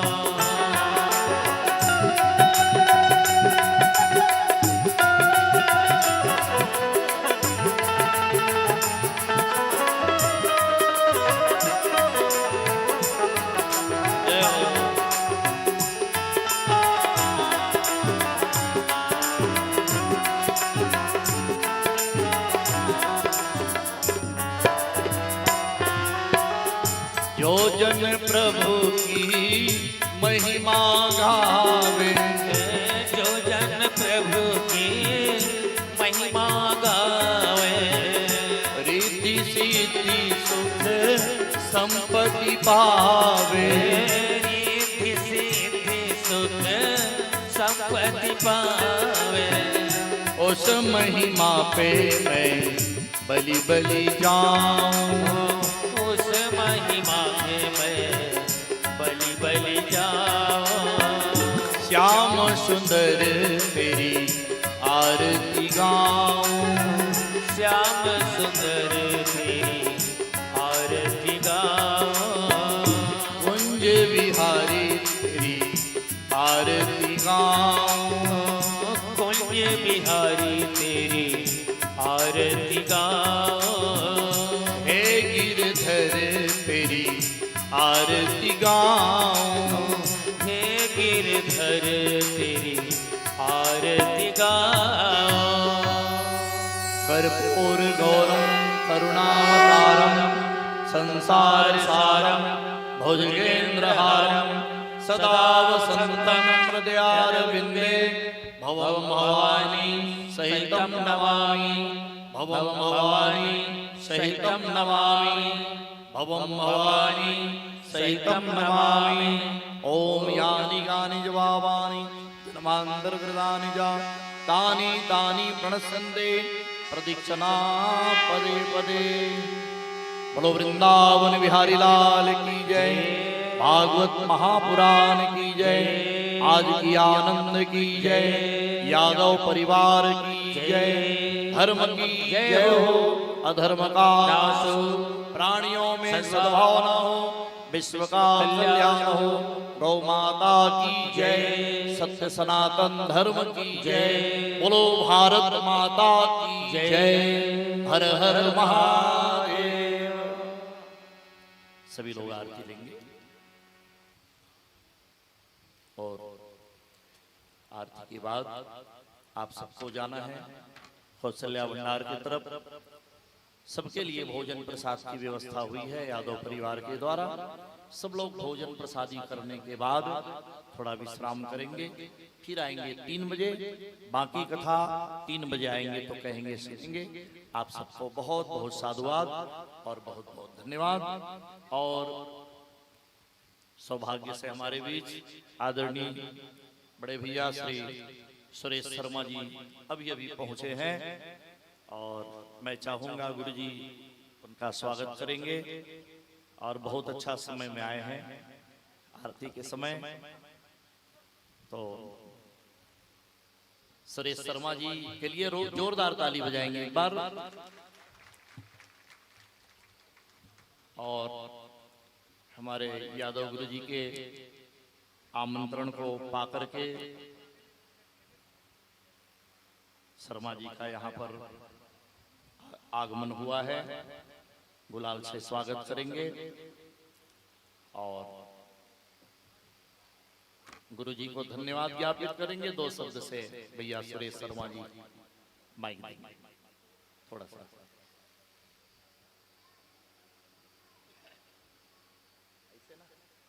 तो थोड़ा सा माइक दे, कुछ माइक में बोलेंगे। भैया सुरेश शर्मा जी के लिए ताली बजाएंगे थोड़ा। बोली वृंदावन बिहारी लाल की जय, बोले भागवत भगवान की जय, बोलो शीतला माता की जय, ग्राम नगर क्षेत्र के समस्त देवी देवताओं की जय। श्री कृष्णाय वासुदेवाय हरे परमात्मने प्रणत क्लेशनाशाय गोविंदाय नमो नमः। बोलो श्री कृष्णचंद्र भगवान की जय। बड़ा ही सौभाग्य का क्षण है हम सब के लिए और मेरे लिए और भी विशेष, वो इसलिए कि हमारे परम मित्र श्री खेमलाल जी यादव शिक्षक मित्र के द्वारा मुझे जैसे ही आमंत्रण मिला, मैंने तो सोच भी लिया था कि मैं प्रतिदिन आने की कोशिश करूंगा, मेरा प्रयास रहेगा। और आज ईश्वर कृपा से आज आप सबके बीच मुझे आने का अवसर मिला है। आमंत्रण के लिए मैं श्री खेमलाल जी यादव एवं उनके परिवार के सभी सदस्यों को मैं हृदय से धन्यवाद देता हूं। और साथ ही इस मंच के माध्यम से मुझे कुछ बोलने का अवसर प्रदान हुआ है व्यासपीठ से, मैं महाराज जी के भी आभारी हूं, कोटिशः धन्यवाद। और जैसा कि आप सब लोगों को ये विदित है कि हमारी श्री खेमलाल जी यादव, वेद प्रकाश यादव, लक्ष्मीकांत यादव जी की पूज्य माता श्री स्वर्गीय राम कुंवर यादव की पुण्य स्मृति में यह 9 दिवसीय 7 दिवसीय भागवत कथा का आयोजन किया गया है। और व्यासपीठ पर इस समय विराजमान हैं पंडित ऋषिकेश जी तिवारी, जिनके मुखारविंद से आप सब लोग भागवत कथा का रसपान कर रहे हैं। मैं व्यासपीठ को प्रणाम करते हुए, मैं आप सबको प्रणाम करते हुए पुनः मैं आप सबके लिए यही भगवान से कामना करता हूँ, प्रार्थना करता हूँ कि आप सबका जीवन सुखमय हो, भगवत भक्ति बनी रहे, आपके हृदय में भगवान के चरण कमलों के प्रति भक्ति भाव हमेशा बनी रहे। भगवान आप सबका कल्याण करे, आप सबकी मनोकामनाओं को पूर्ण करें। और मैं इस भव्य आयोजन के लिए श्री खेमलाल जी यादव एवं उनके परिवार के सभी सदस्यों को मैं हृदय से धन्यवाद और शुभाशीष देते हुए कार्यक्रम की सफलता के लिए मैं अपनी शुभकामनाएं देते हुए पुनः आप सबको धन्यवाद के साथ मैं यहीं पर अपनी वाणी को विराम देता हूँ। बोल वृंदावन बिहारी लाल की जय। बहुत बहुत साधुवाद सुरेश भैया को। और अब चलेंगे भंडारे की तरफ और सब लोग भोजन प्रसादी ग्रहण करेंगे। जितने लोग यहाँ पर आए हैं कथा श्रवण करने के लिए, सभी माताएं बहनें सब वहाँ जाएंगे और जाकर के सब लोग भोजन प्रसादी ग्रहण करेंगे। फिर 3 बजे उपस्थित हो जाएंगे और 3 बजे आएंगे तो बाकी कथा कहेंगे, सुनेंगे। तो चलिए, आप सभी ने अपना अमूल्य समय दिया है, आप सबको बहुत बहुत साधुवाद और बहुत बहुत धन्यवाद।